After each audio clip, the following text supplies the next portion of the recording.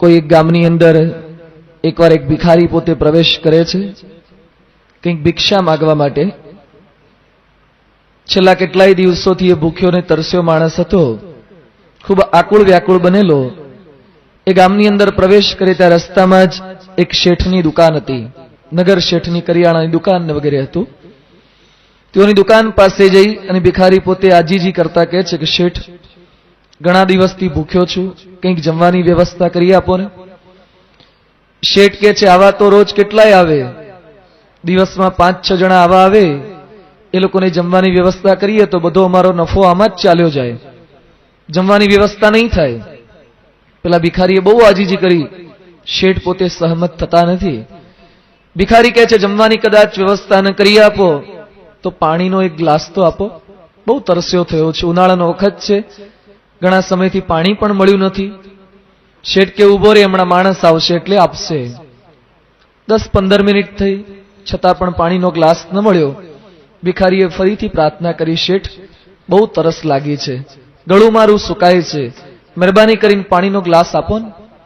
શેઠ કહે છે એક તો મારી પાસે પાણી લેવાયો છે અને પાછો ઉપકાર કરતો હોય આ પ્રકારે ઘડીએ ઘડીએ શા માટે આગ્રહ કરે છે? ખબર નથી પડતી અત્યારે દુકાનની અંદર કોઈ માણસ હાજર નથી, હમણાં માણસ આવશે એટલે આપશે. એ સમયે પેલા ભિખારી હાથ જોડીને શેઠને વિનંતી કરે છે, શેઠ એવું ન બની શકે, 2 મિનિટ માટે તમે માણસ ન થઈ શકો? 2 મિનિટ માટે તમે માણસ બની જાઓ તો પાણીનો ગ્લાસ મને આપી શકો. આ દુકાનની અંદર શું માણસ નહોતો? શેઠ માણસ હતા, પરંતુ માણસાઈ નહોતી. આજે પૃથ્વી પર માણસોની કમી નથી, માણસાઈની કમી છે. ઠેર ઠેર ખામી આની છે, પ્રશ્ન માત્ર સર્જાય છે આના ત્વની ખામી છે. આજે પિતા ઘણા છે, પિતૃત્વ નથી. આજે માતાઓ ઘણી છે, માતૃત્વ નથી. આજે શિક્ષકો ઘણા છે, શિક્ષકોને લઈને સમાજમાં શિક્ષકોની ખોટને લઈને અવ્યવસ્થા સર્જાય છે એવું નથી. શિક્ષકો તો કેટલા બહાર પડે છે, આ બધાને ક્યાં ગોઠવાય એ સરકારનો મોટામાં મોટો પ્રશ્ન છે. એટલા બધા પીટીસી થયેલા ઉત્તર ગુજરાતમાં તો, સાબરકાંઠામાં તો પીટીસી જ કરાવે છે, કારણ કે સહેજે સહેજે નોકરી પ્રાપ્ત થઈ જાય. એટલે શિક્ષકોની ખોટ નથી, શિક્ષકત્વની ખામી છે. અત્યારે સમાજની અંદર ડોક્ટરોની ખોટ નથી, ડોક્ટરો તો ઘણા છે, પણ એમાં કંઈક ત્વની ખામી છે. સમાજની અંદર સાધુઓની ખોટ નથી, સાધુ ઓછા છે એટલે પ્રશ્ન સર્જાય છે એમ નથી, સાધુત્વની ખામી છે. રોજ જે કંઈ આપણે સમાચાર વાંચીએ છીએ, જાત જાતનું આપણે જાણીએ છીએ, એ ત્વની ખામીવાળા માણસો, સાધુઓ, ડોક્ટરો, શિક્ષકો, જેની જે કંઈ ભૂલ આવે છે એ ત્વની ખામીને લઈને ભૂલ સર્જાય છે. એ ત્વ કોણ ઉમેરી આપે? પિતાને આદર્શ પિતા કોણ બનાવી આપે? માતા આદર્શ માતા કઈ રીતે બની શકે? એક શિક્ષક આદર્શ શિક્ષક કઈ રીતે બની શકે? એક સાધુ આદર્શ સાધુ કઈ રીતે બની શકે? એ દરેકનું નિર્માણ કાર્ય કરવાનું એક ભગીરથ કાર્ય રામાયણ ગ્રંથ કરી રહ્યો છે. રામચરિતમાનસ કેવળ રામનું ચરિત્ર નહીં, પરંતુ રામના ચરિત્રને આધારે સમગ્ર સમાજના ચારિત્રનું નિર્માણ થઈ શકે એવી વાતો ગોસ્વામી તુલસીદાસ અને મહર્ષિ વાલ્મીકી મુનિના મુખ થકી આપણે સમજી રહ્યા છીએ. આપણે જ્યાં છીએ ત્યાંથી આગળ વધી શકીએ, આપણે જે ક્ષેત્રમાં છીએ ત્યાં ચોક્કસ આગળ વધી શકીએ. આપણામાં જે કંઈ ત્વની ખામી છે, ઉણપ છે, એ ઉણપ ચોક્કસ એ ભરાઈ શકે છે જો રામચરિત માનસનું યથાર્થ શ્રવણ થાય, કંઈક સમજવાનો, કંઈક સુધરવાનો પ્રયત્ન થાય તો. ગઈકાલે આપણે કથાનક જોયું હતું વિશ્વામિત્ર ઋષિનું. જ્યારે રામ અને લક્ષ્મણ વિશ્વામિત્ર સાથે એ મિથિલા નગરીમાં પ્રવેશ કરે છે, તે સમયે શતાનંદ ઋષિ, અહલ્યા અને ગૌતમના સુપુત્ર, એ રામ અને લક્ષ્મણને કહે છે કે રામ, તમે જેની સાથે ફરી રહ્યા છો એ વિશ્વામિત્ર કોઈ સામાન્ય ઋષિ નથી, ખૂબ વિદ્વાન છે, ખૂબ તપસ્વી છે, એનું આખ્યાન હું તમને સંભળાવી રહ્યો છું. એમ કહીને વિશ્વામિત્રનું આખ્યાન પોતે સંભળાવે છે. વિશ્વામિત્ર હતા ક્ષત્રિય કુળની અંદર જન્મેલા, છતાં પણ વિપ્રની ઈચ્છા પોતે હંમેશા રાખ્યા કરતા. પોતાની જાતને બ્રાહ્મણ માનતા હતા, ખૂબ શક્તિશાળી હતા, રાજા હતા. એકવાર પોતાના સૈન્ય સાથે, વર્ષો પહેલાનો આ પ્રસંગ છે, સૈન્ય સાથે પાછા ફરતા હતા, વશિષ્ઠ ઋષિના આશ્રમમાં ફર્યા. વશિષ્ઠ કહે છે મારા ત્યાં તમે રોકાઈ જાઓ. વિશ્વામિત્ર કહે છે આટલા મોટા સૈન્યની આગતા સ્વાગતા કરી તે શક્ય બનશે? એ વખતે વશિષ્ઠ મુનિ કહે છે કે મારી પાસે ગાય છે, નંદીની ગાય છે, શબલા ગાય છે, કામધેનુની સુપુત્રી હતી આ નંદીની ગાય. એ નંદીની ગાય થકી બધી આગતા સ્વાગતા તમારી થઈ જશે. અને ખરેખર એવી દૈવી ગાય હતી. જેટલા કઈ હજારો સૈનિકો હતા બધાની જમવાની વ્યવસ્થા થઈ ગઈ. જેમ અક્ષય પાત્ર આવે છે ને, અક્ષય પાત્રમાંથી જેટલું કઈ જોઈએ એટલું બધું નીકળ્યા જ કરે, એમ ગાય પણ એવી દૈવી ગાય હતી. એની પાસે સંકલ્પ કરે બધું પ્રાપ્ત થયા કરતું હતું. વિશ્વામિત્ર સાથે જે કઈ હજારોનું સૈન્ય હતું એ બધા જમ્યા. વિશ્વામિત્રને આશ્ચર્ય થયું કે જંગલમાં આટલા બધાની એક સાથે થોડાક સમયમાં સુવિધા કેમની થઈ ગઈ. વશિષ્ઠને પૂછ્યું કરી તે આટલા બધાની સુવિધા કરી શક્યા? એ કે છે કે મારી પાસે નંદીની ગાય છે. અને તરત વિશ્વામિત્રનું મન એ લોભાયમાન થયું. વિશ્વામિત્ર કે મને ના આપો, માગણી કરી. માગણી કરશે મૂલ્ય ઘટશે. જે માગે છે ચોક્કસ મૂલ્ય ઘટે છે. વશિષ્ઠ કે છે હું ના આપી શકું. અમારા આશ્રમની બધી વિધિ વિધાન યજ્ઞ આદિક એના માટે આ ગાય ખૂબ જ જરૂરી છે, અનિવાર્ય છે. વિશ્વામિત્ર ખૂબ આગ્રહ કરે છે કે એના બદલામાં તમને હજારો હાથી ઘોડા જે કંઈ જોઈએ બધું આપું, પરંતુ મને આ ગાય આપી દો. વશિષ્ઠ ના પાડે છે. વિશ્વામિત્ર પોતાના સૈનિકોને આદેશ આપે છે કે કોઈ પણ ભોગે આને જૂટવીને પણ લઈ લો. માણસ મનમાં નક્કી કરે પછી કોઈ પણ ભોગે એ લીધે જ છૂટકો કરે છે. એ વખતે ગાય પોતે વશિષ્ઠના ચરણોમાં દોડીને ગઈ, રડવા લાગી. ગાય આંસુ સારે છે કે મારે જવું નથી ને તમે મને શા માટે મોકલો છો? વશિષ્ઠ કહે છે મારે મોકલવી નથી, છતાં પણ વિશ્વામિત્ર હઠાગ્રહ કરીને મારા હાથમાંથી મારા કુળમાંથી તને જૂટવીને લઈ જઈ રહ્યા છે. ગાય કહે છે હું મારો પરચો બતાવું? અને પછી ગાયે પોતાનો પરચો બતાવ્યો. લખે છે આપણા શાસ્ત્રોમાં કે ગાયના છાણની અંદરથી યોનિમાંથી જાત જાતના અસુરો એ ઉત્પન્ન થયા અને વિશ્વામિત્રના સૈન્યને મારી નાખ્યું. વિશ્વામિત્રના દીકરાઓ 100 દીકરા એ વશિષ્ઠ ઋષિને મારવા માટે જતા હતા. એ વખતે વશિષ્ઠની દ્રષ્ટિ માત્રે 100 દીકરા પણ બળી ગયા. વિશ્વામિત્ર એકદમ પરાસ્ત થયા છે, પરાજય સ્વીકાર કર્યો, પોતાને નિર્બળ માની અને વધુ તપ કરવા ચાલ્યા ગયા. પૂર્વકાળમાં કેવું હતું, કોઈકની સાથે જીત પ્રાપ્ત કરવી હોય તો તપ કરવા જતા રહેવાનું. તપ કરે, કંઈક શક્તિ સંપાદિત કરે અને ફરીથી પાછું એની સામે લડવા જવાનું. વિશ્વામિત્ર તપ કરવા ગયા હિમાલય પર. શિવજી પ્રસન્ન થયા, સાંગોપાંગ ધનુર્વેદનું જ્ઞાન આપ્યું, અસ્ત્ર શસ્ત્રનું તમામનું જ્ઞાન આપ્યું. પછી વશિષ્ઠના આશ્રમે ગયા. જંગલમાં ગયા અને તમામ જંગલની આગ લગાડી દીધી. પશુઓ પક્ષીઓ બધા જંગલની અંદર જે કંઈ હતા કેટલાક બળી મુવા, કેટલાક ભાગી ગયા. વશિષ્ઠને ખબર પડી. વશિષ્ઠ કહે છે આવ વિશ્વામિત્ર, તારો અહંકાર ખૂબ વધી ગયો છે. આજે તારો અહંકાર ટાળ્યો જ છૂટકે. જોઈએ આજે તારું બળ વધે છે કે મારું બ્રહ્મ બળ વધે છે. ક્વચત એક ક્ષત્રિય બલમ ક્વચ બ્રહ્મ બલમ મહત પશ્ય બ્રહ્મ બલમ દિવ્યમ મમ ક્ષત્રિય પાંસન. વિશ્વામિત્ર એક પછી અસ્ત્ર અને શસ્ત્ર પોતે નાખતા જાય છે. શિવજી થકી જે કઈ વિદ્યા સંપાદિત કરી તેનો બધો જ પ્રયોગ કરે છે. વશિષ્ઠ પોતાના હાથની અંદર કેવળ એક બ્રહ્મ દંડ લઈને ઊભા છે. આજે દક્ષિણ ભારતના કેટલાક સંન્યાસીઓ પોતાના હાથમાં ચિન્નાજીયર સ્વામી વગેરે એક લાંબો દંડો રાખતા હોય છે. દંડ રાખીને પોતે ફરતા હોય છે. આ લોકો પાસે, વશિષ્ઠ પાસે એ પ્રકારે બ્રહ્મ દંડ હતો. પલાશનો દંડ જે આવે એક પ્રકારનો આખો દંડ હતો. દંડ પોતાના હાથમાં રાખ્યો હતો. વિશ્વામિત્ર જેટલા કઈ શસ્ત્ર ઉગામે એ દંડ આમ ધરે અને એક પણ શસ્ત્રની કારી સહેજ પણ ભાવે નહીં. વિશ્વામિત્ર ખૂબ ચિંતામાં પડી ગયા. વિશ્વામિત્રને દુઃખ થયું. દિક્બલમ ક્ષત્રિય બલમ બ્રહ્મ તેજો બલમ બલમ એકેન બ્રહ્મ દંડેન સર્વાસ્ત્રાણી હતાની મેં. એક બ્રહ્મ દંડ આગળ મારું કોઈ અસ્ત્ર કે શસ્ત્ર કેમ કામ લાગતું નથી? આટલી વિદ્યા મેં સંપાદિત કરી છતાં પણ વશિષ્ઠ પાસે એવું તો શું છે? એવું કયું બ્રહ્મ બળ છે કે મારી કોઈ બુદ્ધિ, મારી કોઈ કળા, મારું કોઈ શસ્ત્રનું જ્ઞાન એ કામ લાગતું નથી? આ બ્રહ્મ બળ એટલે કે ભગવાનનું બળ. ભગવાન અને સંત પાસે જે બળ છે ને એ બળ આગળ દુનિયાના કોઈ જ બળ એ ક્યારેય કામ લાગતા નથી.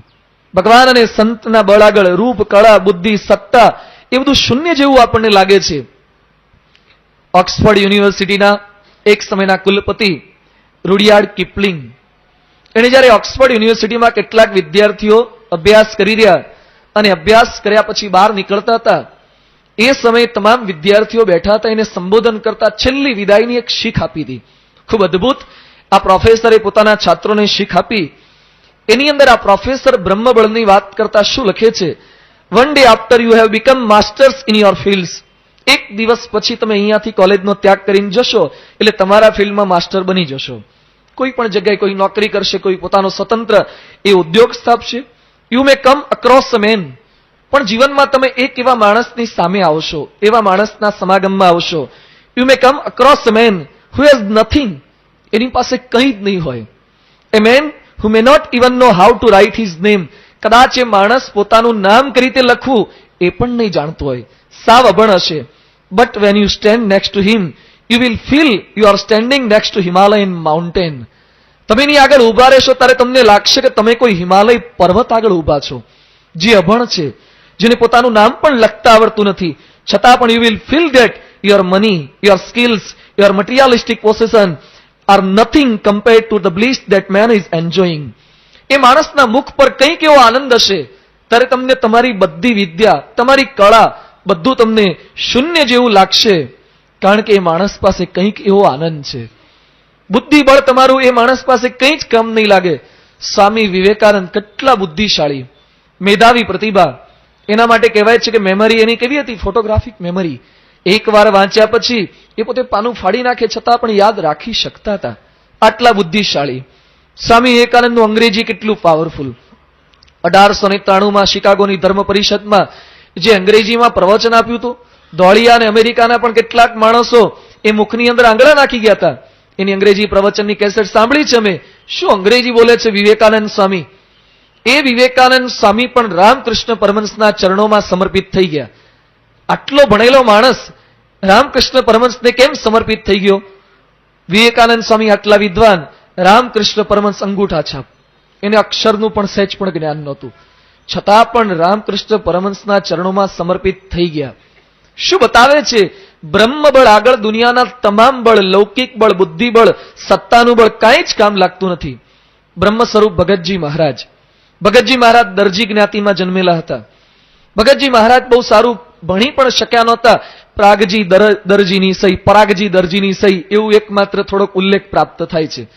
કોઈ શાસ્ત્રનું જ્ઞાન તેઓ પાસે નહોતું, કોઈ વિશિષ્ટ એવું રૂપ કે કઈ બીજી સત્તા એ પણ કાંઈ નહોતું. સામાન્ય ગામડા ગામના વતની. છતાં પણ ભગતજી મહારાજ પાસે ગોરધનદાસ કોઠારી, વરતાલના મૂર્ધન્ય, એ કોઠારી જેના હાથ નીચે 3-3, 4-4 આચાર્ય પસાર થઈ ગયા હોય, અને ભગતજી મહારાજ પાસે આવે અને કહે છે કે પ્રાગજી ભક્ત, તમારા મુખ પર જેવો આનંદ છે એવો આનંદ મને કેમ નથી આવતો? કયું બળ છે? આ બ્રહ્મ બળ છે, ભગવાન અને સંતનું બળ. બ્રહ્મ સ્વરૂપ યોગીજી મહારાજ. આમાંથી જેણે યોગી બાપાના એકાદ વાર પણ દર્શન કર્યા છે ને, યોગી બાપાના મુખ પર જે આનંદ હતો ને, આપણી બધી ચતુરાઈ યોગી બાપા આગળ ફીકી લાગે.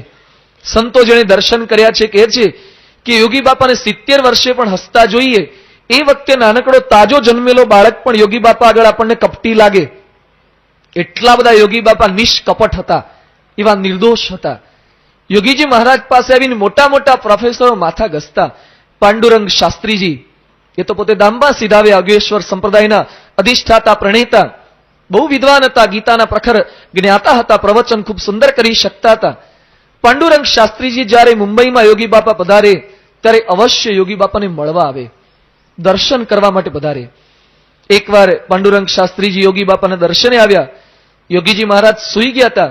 સંતોએ વાત કરી કે યોગી બાપા સૂઈ ગયા છે, રાત્રિનો સમય હતો, અત્યારે દર્શન નહીં થાય. એ કે સ્વામીજી મને સહેજ દર્શન કરી લેવા દો. એમના દર્શન કર્યા વગર મને ચેન નહીં પડે. અને છેવટે બહુ આગ્રહ કર્યો, સંતો લઈ ગયા.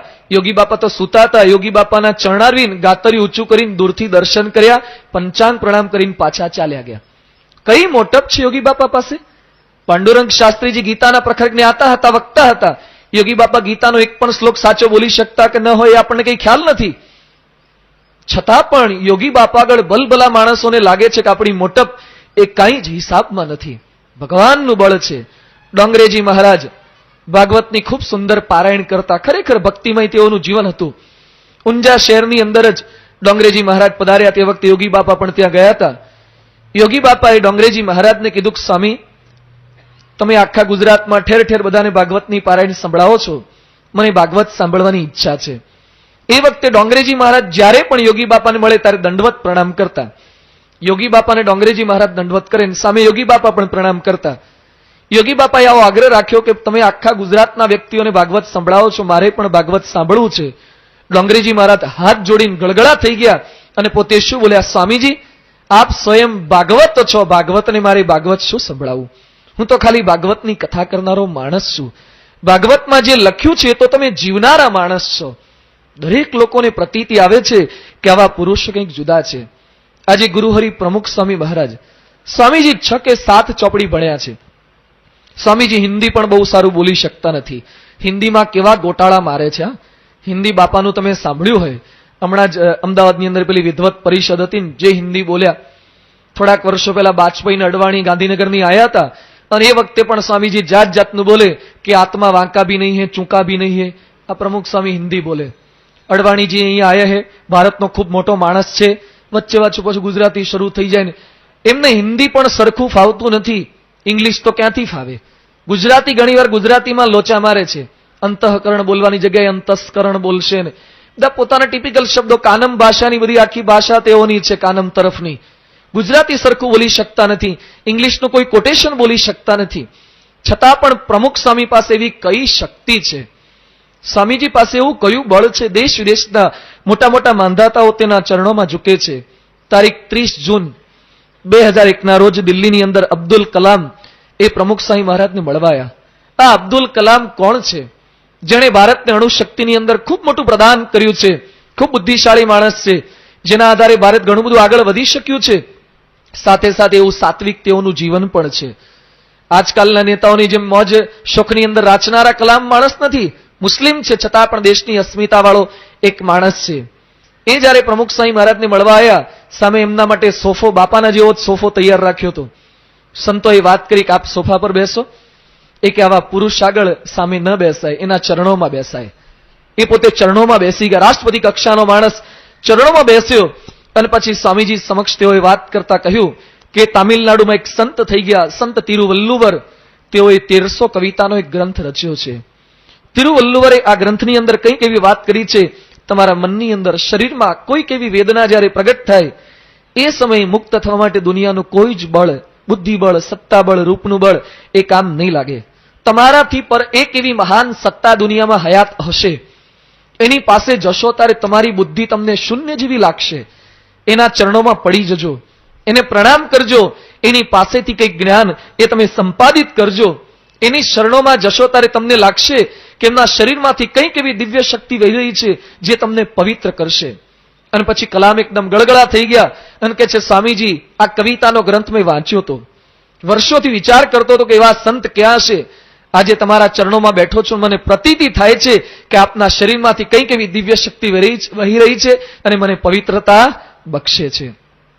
સ્વામીજી કાંઈ ભણેલા નથી, છતાં પણ બાપાના ચરણોમાં બેસીને દરેક વ્યક્તિને લાગે છે કે ખરેખર આપણી મોટપ કાંઈ નથી.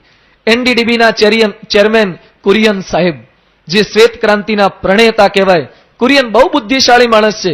ક્લિન્ટન જ્યારે ભારતમાં એકવાર આવ્યા અને પછી આમંત્રણ મોકલાયું કે કુરિયન મળવા આવે, કુરિયન સાહેબ પોતે બોલ્યા કે જો ક્લિન્ટનને સમય હોય ને ઈચ્છા હોય તો મને મળવા આણંદમાં આવે.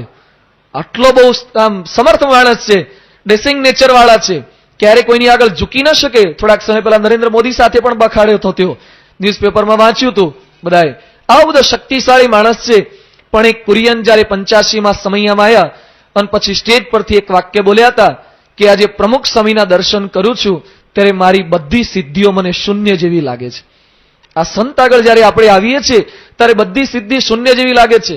2 વર્ષ પહેલા આણંદની અંદર ઈરમા ઇન્સ્ટિટ્યૂટની સ્થાપના તેઓએ કરી છે, કુરિયન સાહેબે. એ ઇન્સ્ટિટ્યૂટની અંદર પ્રમુખ સ્વામી મહારાજ પધાર્યા હતા. પ્રદેશના બાળકોની શિબિર હતી. કુરિયન સાહેબ એટલા કડક છે, એકવાર ત્યાં ઇન્ટરવ્યુ માટે કેટલાક છોકરાઓ આવ્યા હતા અને કુરિયન પોતે પોતાના ઘરેથી પોતાની ઓફિસમાં જતા હતા અને છોકરાઓને લોનમાં સૂતેલા જોયા, બેઠેલા જોયા. ઇન્ટરવ્યુ આપવા આવવાના હતા અને જેવો ઇન્ટરવ્યુ આપવા આવ્યો કુરિયને ગેટ આઉટ કહીને બહાર મોકલી દીધો. એ કે તું મારી ઇન્સ્ટિટ્યૂટ માટે લાયક જ નથી. તું ઇન્ટરવ્યુ આપવા આવ્યો તો લોન પર આમ સૂતો હોય તો મારી ઇન્સ્ટિટ્યૂટમાં શું સુધારો કે વધારો કરી શકીશ? કાઢી મૂકે. આટલો કડક માણસ છે. પણ આ છોકરાઓની શિબિર હતી, એણે બાપાનો ઉતારો પોતાની આ જે કોલેજ છે એની અંદર રખાયો, સ્પેશિયલ રૂમની અંદર. બધું ચેક કરવા જાય, પોતાના સેવકોને ત્યાં મોકલી દીધા. છેવટે પોતે બાથરૂમ ચેક કરવા ગયા. પ્રમુખ સ્વામી અહીંયા ઉતરવાના છે, એનું બાથરૂમ પણ ચેક કરવું પડે. એ પોતે સ્વામીજી જે સંડાસ વાપરવાના હતા એ સંડાસ ચેક કરવા ગયા. પેલો કોક આવે, ફ્લશ કોક, એ ચેક કરી જોયો. આટલે સુધી માણસ એ પોતે સ્વામીજીની આગતા સ્વાગતા સરભરા કરે છે, કોઈની આગળ ન ઝૂકે. આજે આવા સંત આગળ માણસ ઝૂકી જાય છે. કઈ મોટપ છે સ્વામીજી આગળ. બહારના માણસોનો વિચાર ન કરીએ. આજે સંસ્થાની અંદર 722 સાધુમાંથી 80 તો અમે એન્જિનિયર છીએ, 6 કે 7 ડોક્ટર છીએ, MCA થયેલા, MBA થયેલા, CS થયેલા, CA થયેલા, કેટલું ભણેલા. 1 કરોડ રૂપિયા જેનો વાર્ષિક પગાર હોય, 1.5 કરોડ રૂપિયા, એવા પણ આપણા ત્યાં સાધુઓ છે. જેના ઘરે પોતાના પર્સનલ પ્લેન હતા, રમકડાના નહીં, સાચા વિમાનવાળા પણ આપણા ત્યાં સાધુ છે છોડીને આવેલા. આ બધા પ્રમુખ સ્વામીના ચરણોમાં કેમ ઝૂકી જાય છે? કયું બળ છે? આજે આપણા છોકરાને આપણે વાળ કપાવવાનું કહી શકતા નથી, પ્રમુખ સ્વામીની ઈચ્છાથી 700 જણા ટાલ કરીને બેઠા છે. ચમત્કાર નથી? આ ભગવાનનું બળ નથી? થોડોક વિચાર કરીએ. આજે આપણા છોકરાઓને આપણે વર્તાવી શકતા નથી. 2 દીકરાને ભેગા રાખવા આંખોમાં પાણી આવી જાય છે. આજે 722 જણા સંપીને રહે છે. આ કયું બળ છે? કોક અમેરિકાના, કોક આદિવાસી છે, કોક ભણેલા, કોક અભણ, દરેક શાખાના સ્નાતક, અનુસ્નાતક, જાત જાતની વિચિત્ર મતિવાળા, વિચિત્ર બુદ્ધિવાળા, વિચિત્ર શક્તિવાળા, છતાં પણ બધા ભેગા રહી શકે. અને આ કળીકાળની અંદર સ્વામીજી સ્ત્રીધનના ત્યાગી સંતો તૈયાર કરી રહ્યા છે. કયું બળ તેઓની પાસે હશે? આજે આપણે એક નિર્જળા ઉપવાસ કરીએ અને ભારે પડે છે. આ કળીકાળની અંદર, મોજ શોખના જમાનાની અંદર પ્રમુખ સ્વામીના આદેશથી, તેઓની ઈચ્છાથી આજે સંતો 1 મહિનામાં 5 નિર્જળા ઉપવાસ કરે છે. ખરેખર આ કઠિન સાધના નથી લાગતી? ભક્તિ તો આપણે બધાએ કરવાની છે, છતાં પણ સંતો કેવી સાધનાને બધું કરી રહ્યા છે. કયું બળ વર્તાવી શકે છે? ભગવાન અને સંતનું બળ, આ બ્રહ્મ બળ. ભગવાનની મોટપ હોય તો આ શક્ય બને. આજે ડોક્ટર સ્વામી કેવા પ્રવચનકાર છે, કેટલું આદર્શ જીવન તેઓનું છે, છતાં પણ સ્વામીના ચરણોમાં નતમસ્તક થઈને રહે છે. મહંત સ્વામી હોય, ઈશ્વરચરણ સ્વામી હોય, મોટા મોટા IAS ઓફિસરોને હંફાવે એવી બુદ્ધિ પ્રતિભાવાળા સંતો છે, છતાં પણ બાપાના ચરણોમાં જાય ત્યારે લાગે કે આપણી પાસે કંઈ જ નથી, આપણી કોઈ જ મોટપ નથી, આપણી કોઈ જ બુદ્ધિ નથી. એવું કંઈક તેઓની પાસે ઐશ્વર્ય છે, કંઈક એવી શક્તિ છે, કંઈક ભગવાનને સાથે લઈને ફરે છે અખંડ, એટલે એમની આગળ બધા ઝૂકી જાય છે. અહીંયા વશિષ્ઠ પાસે કંઈક એવું બળ હતું. એકેન બ્રહ્મદંડેન સર્વાસ્ત્રાણી હતાની મેં, મારા બધા જ અસ્ત્ર શસ્ત્ર એ છીનવાઈ જાય છે. આજે આવા સંતને જોયા પછી લાગે છે કે આપણી મોટપ કંઈ હિસાબમાં નથી. એવા સંત આગળ ઝૂકી જવાનું મન થાય, પણ વિશ્વામિત્ર પોતે ઝૂકી ન શક્યા. કંઈક અહંકાર હતો. આજે લોકમાં આપણે જોઈએ છે આવા સંત વિચરી રહ્યા છે, છતાં પણ બધા ઝૂકી શકતા નથી. અહંકારનું પડળ નડે છે. પોતે કંઈક અહંકારી છે, કંઈક બુદ્ધિશાળી છે, જાણે છે કે આ સંત જુદા છે, છતાં પણ ઝૂકી શકાતું નથી, સમર્પિત થઈ શકાતું નથી. વિશ્વામિત્ર પણ કંઈક એવા અહંકારી હતા. એ પોતે તપ કરવા નીકળી ગયા. પોતે નક્કી કર્યું કે વશિષ્ઠ જેવા બ્રહ્મર્ષિ છે એવા બ્રહ્મર્ષિ મારે થવું છે. તપ કર્યું. બ્રહ્માજી પ્રસન્ન થયા. બ્રહ્માજી કહે છે તમે રાજર્ષિ થયા. એ કે મારે રાજર્ષિ નહીં, મારે બ્રહ્મર્ષિ થવું છે. મનમાં નક્કી કર્યું કે વશિષ્ઠ જેવા બ્રહ્મર્ષિ છે એવું બ્રહ્મર્ષિ પદ મારે પણ પ્રાપ્ત કરવું છે. ફરીથી તપ કરવા ગયા અને ઇન્દ્રએ પેલી મેનકા મોકલી અને મેનકા સાથે શારીરિક સંબંધ બંધાઈ ગયો. એમાંથી શકુંતલા જન્મી ગઈ. ફરીથી તપ બધું પાણીમાં ધોવાઈ ગયું. એ કે ના, ભલે હું કામ દોષે કરીને પરાસ્ત થયો, ફરીથી મારે તપ કરવું છે. તપ કર્યું અને ફરીથી ઇન્દ્રએ બીજી અપ્સરા મોકલી, રંભા નામની અપ્સરા મોકલી પરાસ્ત કરવા માટે, તપોભંગ કરવા માટે. આ વખતે કામથી ચલિત ન થયા, પણ ક્રોધથી ચલિત થયા. રંભાને બાળી નાખી. એ કે મને ભ્રષ્ટ કરવા આવે છે. કામ દોષ ન ડગાવી શક્યો, પરંતુ ક્રોધ નામનો દોષ ડગાવી ગયો. ક્રોધ પણ અધ્યાત્મ માર્ગે તો નડે છે. એટલે ફરીથી તપ બધું ધોવાઈ ગયું. ફરીથી પાછા તપનો પ્રારંભ કરે છે. 1000 વર્ષ તપ કર્યું. ઇન્દ્ર પોતે ભિક્ષુકનો વેશ ધારણ કરીને આવ્યા. એ કે તારું તપ બધું મને આપી દે. ફરીથી તપ બધું ઇન્દ્ર લઈ ગયા. છતાં પણ હતાશ થતા નથી. છેવટે ખૂબ ઘોર તપશ્ચર્યા કરી. બ્રહ્માજી પોતે પ્રસન્ન થઈ ગયા. વિશ્વામિત્ર મહાત્માનમ વાક્યમ મધુરમ અબ્રુવન બ્રહ્મર્ષે સ્વાગતમ તે અસ્તુ તપસા સ્મ સુતોષિતાહ. હે વિશ્વામિત્ર, તમે ખરેખર બ્રહ્મર્ષિ થઈ ગયા છો. વિશ્વામિત્ર કે તમે બ્રહ્મર્ષિ કોઈ ન ચાલે. પેલા વશિષ્ઠ મને બ્રહ્મર્ષિ કહે છે. જેની આગળ હું હારી જઉં છું, જેની આગળ પરાસ્ત થઉં છું, એ મને બ્રહ્મર્ષિ પદ આપે તો હું સાચો બ્રહ્મર્ષિ. અને ખરેખર વશિષ્ઠ પાસે ગયા. વશિષ્ઠ પણ પોતે રાજી થઈ ગયા અને પછી બોલ્યા બ્રહ્મર્ષિસ્ત્વમ ન સંદેહ સર્વમ સંપદ્યતે તવ. કહેતા કે તમે ખરેખર બ્રહ્મર્ષિ બની ગયા છો. આ વિશ્વામિત્રની કથા એ શતાનંદ ઋષિએ રામ અને લક્ષ્મણને સંભળાવી. વિશ્વામિત્ર આપણા માટે પણ પ્રેરણારૂપ છે. અધ્યાત્મ માર્ગે આપણું પણ કામ દ્વારા ક્યારેક પતન થશે. આપણને સ્વાદ ક્યારેક પરાસ્ત કરશે, ક્રોધ પરાસ્ત કરે, લોભ પરાસ્ત કરે, છતાં પણ મનમાં નક્કી રાખવાનું છે કે મારે બ્રહ્મરૂપ થવું છે, મારે બ્રહ્મર્ષિ પદ પામવું છે.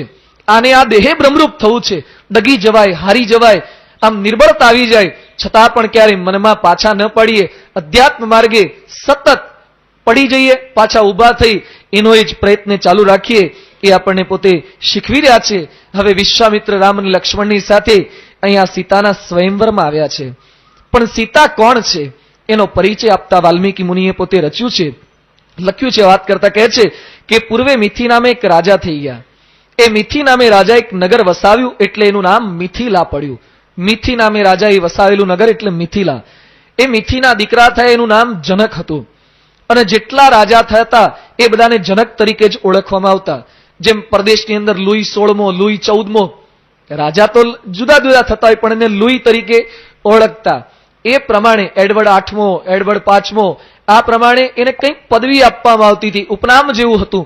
એમ જનક એ પોતે આ કુળની અંદર મિથિલાના રાજા તરીકે રહેતા હતા. એના ત્યાં સીતાનો કઈ રીતે જન્મ થયો, સીતા કઈ રીતે પ્રગટ થઈ છે એની વાત કરતા વાલ્મીકી મુનિ પોતે લખે છે કે રાવણ એ મહાશક્તિશાળી હતો, અસુર હતો, રાક્ષસ હતો, લોકોને હેરાન પરેશાન કરતો હતો, દેવોને પણ પરેશાન કરતો હતો. એ રાવણે મનમાં વિચાર કર્યો કે આપણે ઋષિઓ પાસેથી પણ કંઈક કર પ્રાપ્ત કરીએ. ઋષિ મુનિઓ પણ લોકો એમને પણ દાન દક્ષિણા ઘણી બધી આપે છે, એમની પાસેથી પણ કરવેરો કંઈક લેવો જોઈએ. જ્યારે સાધુ સંતો મહંતો મંદિરો પાસેથી કરવેરો લેવાનો વિચાર આવે ને ત્યારે સમજવું કે રાવણ રાજ્યનો પ્રારંભ થઈ ગયો છે. સમજી જવાય છે ને? હા, એટલે અહીંયા કહે છે કે ઋષિઓ પાસેથી પણ કરવેરો લેવાનો વિચાર એ રાવણે પોતે કર્યો. અને રાવણે પોતાના સેનાપતિઓને આદેશ આપ્યો કે જેટલા ભારત વર્ષની અંદર ઋષિમુનિઓ હોય બધા પાસે ફરી વળો અને એ લોકો પાસેથી કરવેરો લો. ઋષિમુનિઓ કે અમે માંડ અમારું ગુજરાન ચલાવીએ છીએ, તમારા જેવા દાન દક્ષિણ આપે એમાંથી કઈ સત્કર્મ કરીએ છીએ. છતાં પણ ઋષિમુનિઓ પાસે આગ્રહ રાખ્યો, ઘણા બધાને મારે, ત્રાસ આપે, કર આપવો જ પડશે, નહીં તો તમને મારી નાખવામાં આવશે. ઋષિમુનિ બધા ભેગા થયા કે ખરેખર રાવણનું પાપ એનો ગળો હવે ભરાયો છે. બધા ઋષિમુનિઓએ ભેગા થઈને એક એક ટીપું લોહી ભેગું કર્યું અને ગળાની અંદર સંગ્રહિત કર્યું.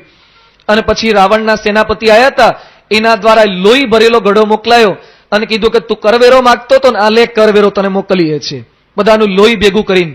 તારે અમારું લોહી જ પીવું હતું ને? અને પછી ઋષિ મુનિઓએ કીધું કે આ ગળામાં જે લોહી ભેગું થયું છે એમાંથી જે ઉત્પન્ન થશે એ તારો નાશ કરનારું થશે, એ તારો કાળ બનીને રહેશે. રાવણે પોતે ગળો જોયો અને પછી કહે છે કે મને તો બ્રહ્માજીનું વરદાન છે, મનુષ્યને વાનર સિવાય કોઈ બીજું મારી ન શકે, તો આ ગળામાંથી ઉત્પન્ન થનાર મને ક્યાં મારવાનું? એકદમ અભિમાનમાં હતો. એણે પોતાના સેનાપતિને આદેશ આપ્યો કે નગરની બહાર છેક દૂર તમે દાટી આવો. એ લોકોએ જમીનની અંદર આ ગળો ત્યાં દાટી દીધો છે. એ ઉત્તર દિશામાં મિથિલાથી થોડેક દૂર એ ગળો દાટ્યો હતો. થોડાક વર્ષો પછી કઈ ઘટના એવી બની કે મિથિલાની અંદર 3-4 વર્ષ થયા છતાં પણ વૃષ્ટિ વરસાદ થતો નથી. ઋષિમુનિઓએ આદેશ આપ્યો કે રાજા જો સુવર્ણના હળ દ્વારા ખેતી કરે તો વરસાદ કંઈક પડે. એટલે જનક રાજા પોતે ખેતરમાં આવ્યા, સુવર્ણનું હળ લીધું. આમ તો રાજા કઈ ખેતી કરે નહીં, ક્ષત્રિય હતા, છતાં પણ એક સુવર્ણના હળ દ્વારા પોતાના ખેતરમાં પ્રથમ એ હળ ચલાવવા ગયા. એ સમયે અચાનક તેઓના હળ સાથે કંઈક અથડાયું. અંતરત પછી થોડુંક ખોદકામ કરીને જોયું તો એક ગડો હતો. એ ગડાની અંદર એક નાની બાળકી એ પોતે જન્મી ચૂકેલી હતી. અંદરથી એ બાળકીનો જન્મ થયો. ભૂમિમાંથી જન્મી એટલે એનું નામ ભુજા પડ્યું. ભૂમિમાંથી જન્મેલી એટલે ભુજા. બીજું જનકના ત્યાં બાળકી આવી એટલે બીજું નામ એનું જાનકી પડ્યું. જનકની દીકરી એટલે જાનકી. અને સંસ્કૃતની અંદર ખેતરમાં આપણે જે ચાસ કરીએ છીએ ને, ક્યારા જેવું કરીએ, એને સંસ્કૃતમાં સીતા કહે છે. ખેતરમાં ક્યારા કે ચાસ થાય ને સીતા કે, એટલે ત્રીજું નામ એનું સીતા પડ્યું છે. અને નારદજી પણ એને સીતા તરીકે ઓળખતા હતા. આ પ્રમાણે સીતાના જન્મનો ઇતિહાસ એ આપણા રામાયણ જેવા પવિત્ર ધર્મગ્રંથોની અંદર પ્રાપ્ત થાય છે. જનક તેના પાલક પિતા હતા. ખેતરની અંદરથી આ પુત્રી પ્રાપ્ત થઈ હતી. હવે ધનુષ્ય યજ્ઞનું આયોજન એ જનક રાજાએ કર્યું છે, પરંતુ ધનુષ્ય યજ્ઞનું આયોજન શા માટે કરવું પડ્યું એની વાત કરતા વાલ્મીકી મુનિ પોતે લખે છે કે દક્ષ યજ્ઞ કર્યો તો સતીની જવાની ઈચ્છા હતી, શિવજી ના પાડે છે, કથા આપણે સાંભળી ચૂક્યા છીએ. છતાં પણ સતી પોતે ત્યાં પધાર્યા. ગયા અને યજ્ઞની અંદર બળી મુવા શિવજી પોતે ત્યાં પધાર્યા. શિવજી પોતે દેવો પર ગુસ્સે થઈ ગયા. હે દેવો, જે યજ્ઞમાં મારો ભાગ નહોતો એ યજ્ઞમાં તમે કેમ સામેલ થયા? શિવજીએ ધનુષ્ય બાણ ચડાવ્યું અને દેવોને મારવા જતા હતા. દેવોએ આજીજી કરી, પ્રાર્થના કરી. શિવજી શાંત થયા અને પછી પોતાના હાથમાં જે ધનુષ્ય બાણ હતું એ પોતે દેવોને આપ્યું. દેવોએ વાત કરી, વિચાર કર્યો કે શિવનું ધનુષ્ય આપણે ક્યાં રાખવું? એટલે દેવોએ ફરતા ફરતા પસાર થતા હતા મિથિલા નગરીમાંથી અને જનક રાજાને થાપણ તરીકે રાખવા માટે આ શિવનું ધનુષ્ય આપ્યું હતું. એ જનક રાજાએ પોતાના રાજ્ય મહેલથી થોડેક દૂર એક સુંદર સ્થાનની અંદર ધનુષ્ય રાખ્યું, પણ એ ધનુષ્ય કોઈ ઉચકી શકે તેવું નહોતું. હજારો મનુષ્ય ભેગા થાય ત્યારે ધનુષ્ય સહેજ હલી શકે, ઊંચકી શકાય એટલું બળવાન એ ધનુષ્ય હતું. જનકની પરંપરામાં એ રોજ તેનું પૂજન એ થતું હતું. આ સીતાના પિતા જનક એ પણ રોજ એનું પૂજન કરવા માટે પોતાના રાજમહેલથી દૂર એ પોતે જતા હતા. એકવાર સીતા પોતે કંઈક પોતાની સખીઓ સાથે ગયા હશે, એમને ધનુષ્ય જોયું અને એમણે વિચાર કર્યો કે મારા પિતાને રોજ આટલે દૂર ધનુષ્યનું પૂજન કરવા આવવું પડે છે, તો મારા પિતાને તકલીફ ઓછી પડે એવું કરી દઈએ. અને સીતા પોતાની બહેનપણીઓ સાથે ફરતા ફરતા ત્યાં ગયા, ધનુષ્ય ઉચકીને પોતે લઈ આવ્યા. જનક બીજા દિવસે ગયા અને જોયું તો ધનુષ્ય ન મળે. કોણ લઈ ગયું કે હજારો માણસ જેને ઉચકી ન શકે? કોઈકે વાત કરી તમારી દીકરી આયા તને તમારે પૂજા કરવા માટે દૂર આવવું પડતું, એટલે તમારી દીકરી ઉચકીને લઈ ગયા છે. જનક વિચાર કરે કે હજારો મનુષ્યથી જે ન ઉચકી શકાય, મારી એક નાનકડી દીકરી ઉચકી ગઈ. જનકે વિચાર કર્યો આ કોઈ દૈવી શક્તિ છે, કોઈ સામાન્ય દીકરી, સામાન્ય સ્ત્રી શક્તિ નથી. અને એમણે તે સમયે સંકલ્પ કે મારી દીકરીને જે ધનુષ્ય ઉંચકી શકે, જેની પણછ બાંધી શકે એવા રાજકુમાર સાથે જ તેના લગ્ન હું કરીશ. પોતાની દીકરી ગુણિયલ હોય તો સામે પાત્ર પણ એવું જ જોઈએ. આપણી દીકરી MBBS થયેલી હોય અને પછી અંગૂઠા છાપ પરણાવાય? સામે કે એવું પાત્ર જોઈએ, રૂપમાં, કુળમાં, ગુણની અંદર, સત્તામાં, સંપત્તિમાં. એટલે જનકે પણ કંઈક એવો સંકલ્પ કર્યો છે કે મારી દીકરીને આ ધનુષ્ય જે ચડાવી શકે એની સાથે કરશું. સીતા માટે સ્વયંવરનું આયોજન છે. દેશ અને વિદેશના હજારો રાજાઓ ત્યાં પોતે પધારી ચૂક્યા છે. એમાં રામ અને લક્ષ્મણ પણ વિશ્વામિત્ર સાથે પોતે ત્યાં પધાર્યા. આગલા દિવસ રામ અને લક્ષ્મણ એ નગરમાં ઉતારો હતો. ત્યાંથી પોતે ગુરુ પૂછે છે મારા ભાઈની કંઈક ઈચ્છા છે. જણાવતા રામ પોતે ગુરુને સંબોધિત છે. નાથ લખન પુરુ દેખન ચહી પ્રભુ કોચ ડર પ્રગટન કહી. નાથ લખન પુરુ દેખન ચહી ઉસ કોચ ડર પ્રગટન ચૌરાઉર આ યસુમય પાવ નગર દેખાઈ તુરત લઈ આવો. એ રામ પોતે વિશ્વામિત્રને સંબોધન કરતા કહે છે હે ગુરુજી, મારા ભાઈ નાના ભાઈ લક્ષ્મણની ઈચ્છા છે કે એને નગર જોવા માટે જવું છે, પણ સંકોચ વશાત તે કહી શકતો નથી, તમારી આગળ વાત કરી શકતો નથી. ને ગુરુને પૂછ્યા વગર તો નગરમાં ફરવા ના જવાય, કારણ કે દશરથ એ ગુરુના ચરણોની અંદર રામ અને લક્ષ્મણને સોંપ્યા હતા.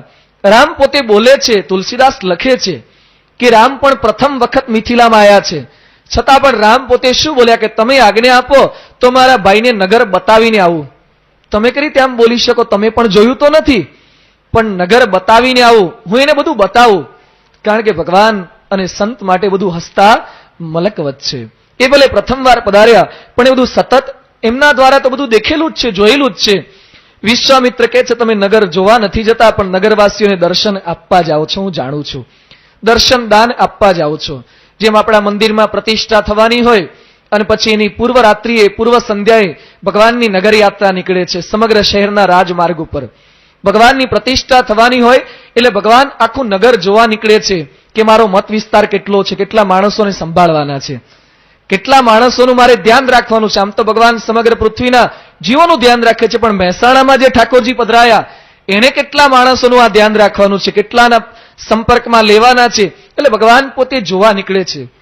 બીજો ભગવાનનો આશય છે કે કેટલાક અજ્ઞાની જીવો, કેટલાક અબુદ્ધ જીવો કંઈક એ ગ્રંથિને વશ થઈને આવતીકાલે મારી પ્રતિષ્ઠામાં નહીં આવે, એટલે આપણે કૃપા કરીને એને દર્શન આપી આવીએ. ભગવાનની આવી કરુણા છે, આવી કૃપા છે, એટલે ભગવાન દર્શન આપવા નીકળે છે.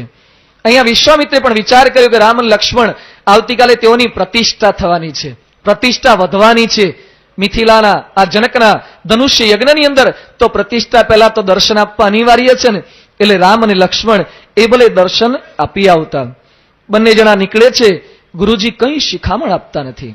રામ અને લક્ષ્મણને આશ્ચર્ય થાય છે, ગુરુજી આપણને કંઈ નવા નગરમાં જઈએ છે એમ કહેવું જોઈએ કે સાચવીને જજો, ધ્યાન રાખજો, કોઈની સાથે ધમાલ કરતા નહીં.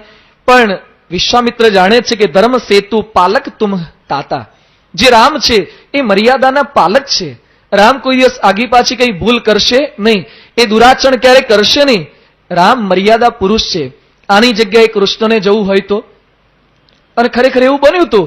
કૃષ્ણ પોતે જ્યારે કંસે બોલાયા ત્યાં મથુરાની અંદર અને પોતાના પિતા સાથે, પોતાના ભાઈ સાથે, બલરામ સાથે પધાર્યા અને પૂર્વ રાત્રે પેલા કુસ્તીને તે વાર હતી, બીજા દિવસે કુસ્તી થવાની હતી, મલ્લ કુસ્તી. એના આગલા દિવસે એ કૃષ્ણ પોતે પોતાના પિતા નંદ બાબાને કહે છે કે હું નગર જોવા જાઉં. એ કે છે ના, સેટ પણ જરૂર જ નથી. એને સીધી ના જ પાડવાની હોય, કારણ કે એનું નક્કી જ નહીં ક્યારે શું કરી બેસે. એ કે છે પણ મોટા ભાઈ બલરામ મારી સાથે આવે છે. એ કે પણ બલરામને પણ તું બોટલમાં પૂરી દે એટલો હોશિયાર છે. ભલે બલરામ મોટો રહ્યો, પણ બલરામને તું પણ ઘણી વાર છેતરી જાય છે. અને પછી કૃષ્ણે બહુ આગ્રહ કર્યો. નંદ બાબા કહે છે જોજે, ધ્યાન રાખજે, શિખામણના પોટલા બંધાવવા પડે. હા, ટન બંધ એને શિખામણ આપવી પડે, કારણ કે જાત જાતની લીલા કરી નાખે. એટલે કૃષ્ણ પોતે કૃષ્ણને સલાહ આપે છે. નંદ બાબા કડક થઈને કહે છે જોજે, ધ્યાન રાખજે, એકદમ સીધા જવાનું, સીધા પાછા આવવાનું, ક્યાંય આગા પાછા નહીં થવાનું. કૃષ્ણ કહે છે પણ બાપુજી વચ્ચે દિવાલ આવે તો શું કરવાનું? અલા, દિવાલ આવે તું અત્યારથી પાછો જાત જાતનું દિવાલનું આયોજન, સીધા જવાનું, સીધા આવવાનું, એટલે સીધી રીતે જવા આવવાનું છે. આ પ્રમાણે કૃષ્ણ જાત જાતના ચરિત્ર કરે. અને પછી નંદ બાબા કહે છે કોઈની સાથે સેટ પણ વાત નહીં કરવાની, કોઈને બોલાવાના નહીં. કૃષ્ણ પણ કે કોઈ સામેથી બોલાવે તો? એની આગળ બધા જ તર્ક છે, એની આગળ બધી જ દલીલો હોય છે. નંદ બાબા એકદમ ગુસ્સેથી ગયા, તું કેન્સલ જ રાખ, જવાનું બંધ જ રાખ, કારણ કે મને ખબર છે તું કઈ પ્રોગ્રામ કરીને જઈશ. અને પછી કૃષ્ણને કહે છે, કૃષ્ણએ બહુ આગ્રહ કર્યો. નંદ બાબા કહે છે કે તું જા, પણ એક પણ પૈસાની ખરીદી કરવાની નથી મથુરામાંથી, કોઈની દુકાનમાંથી કંઈ પણ વસ્તુ લેવાની નથી, કંઈ ખરીદવાનું નહીં. કૃષ્ણ કે ખરીદવાનું નહીં તો લૂંટવાનું કે? એક લૂંટવાનો વાંધો નહીં. અને ખરેખર લૂંટે છે, જાત જાતનું દરજીઓની દુકાનમાં જઈને બધું પૈસા વગર જ બધું કામ ધંધો કરીને આવે છે. કેટલા પેલા ધોબીને પણ સીધો કરીને આવે છે.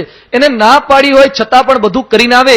એ કૃષ્ણ છે, કારણ કે લીલા પુરુષોત્તમ છે. આ રામ એ પોતે મર્યાદા પુરુષોત્તમ છે. એ પોતે જતા હોય છે. વિશ્વામિત્ર કહે છે કરહું સુફલ સબકે નયન સુંદર બદન દેખાઈ.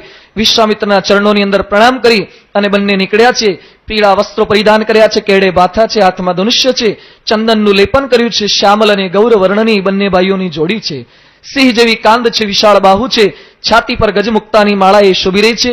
લાલ કમળશા નેત્ર એ રામના શોભી રહ્યા છે. ચંદ્ર જેવું બદન છે, કાનની અંદર સોનાના કર્ણફૂલ એ શોભી રહ્યા છે. કપાળમાં રાજ તિલક કર્યું અને કાળા ને વાંકડિયા વાળવાળા રામ અને લક્ષ્મણ એ મિથિલાના રાજમાર્ગ ઉપરથી પોતે પસાર થઈ રહ્યા છે.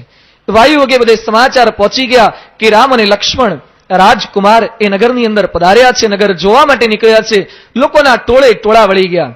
મોટા મોટા માણસો પણ આવવા લાગ્યા, સ્ત્રીઓ પુરુષો પણ કોઈ નજીક નથી આવતા, દૂર રહ્યા તકા જોયા કરે. અને કેટલાક નાના નાના બાળકો એ નજીક પહોંચી ગયા રામ અને લક્ષ્મણની પાસે, કારણ કે બાળકો એ નિર્દોષ હોય છે. બાળકના મનમાં કોઈ આંટી નથી હોતી. પૂર્વગ્રહ એ બધો મોટાના મનમાં જ આપ્યો હોય છે. કારણ કે બાળકો ઘણીવાર આપણે જોઈએ છે, બે બાળકો પડોશી હોય, આપણા પડોશી, એનો બાળકને આપણો બાળક ઝઘડે, આપણે આપણા બાળકનો પક્ષ લઈને ઝઘડવા જઈએ, પેલા ભાઈ સાથે ઝઘડો ચાલતો હોય, ત્યાં તો આપણા અને પેલાનો બાળક બંને રમવા માંડ્યા હોય.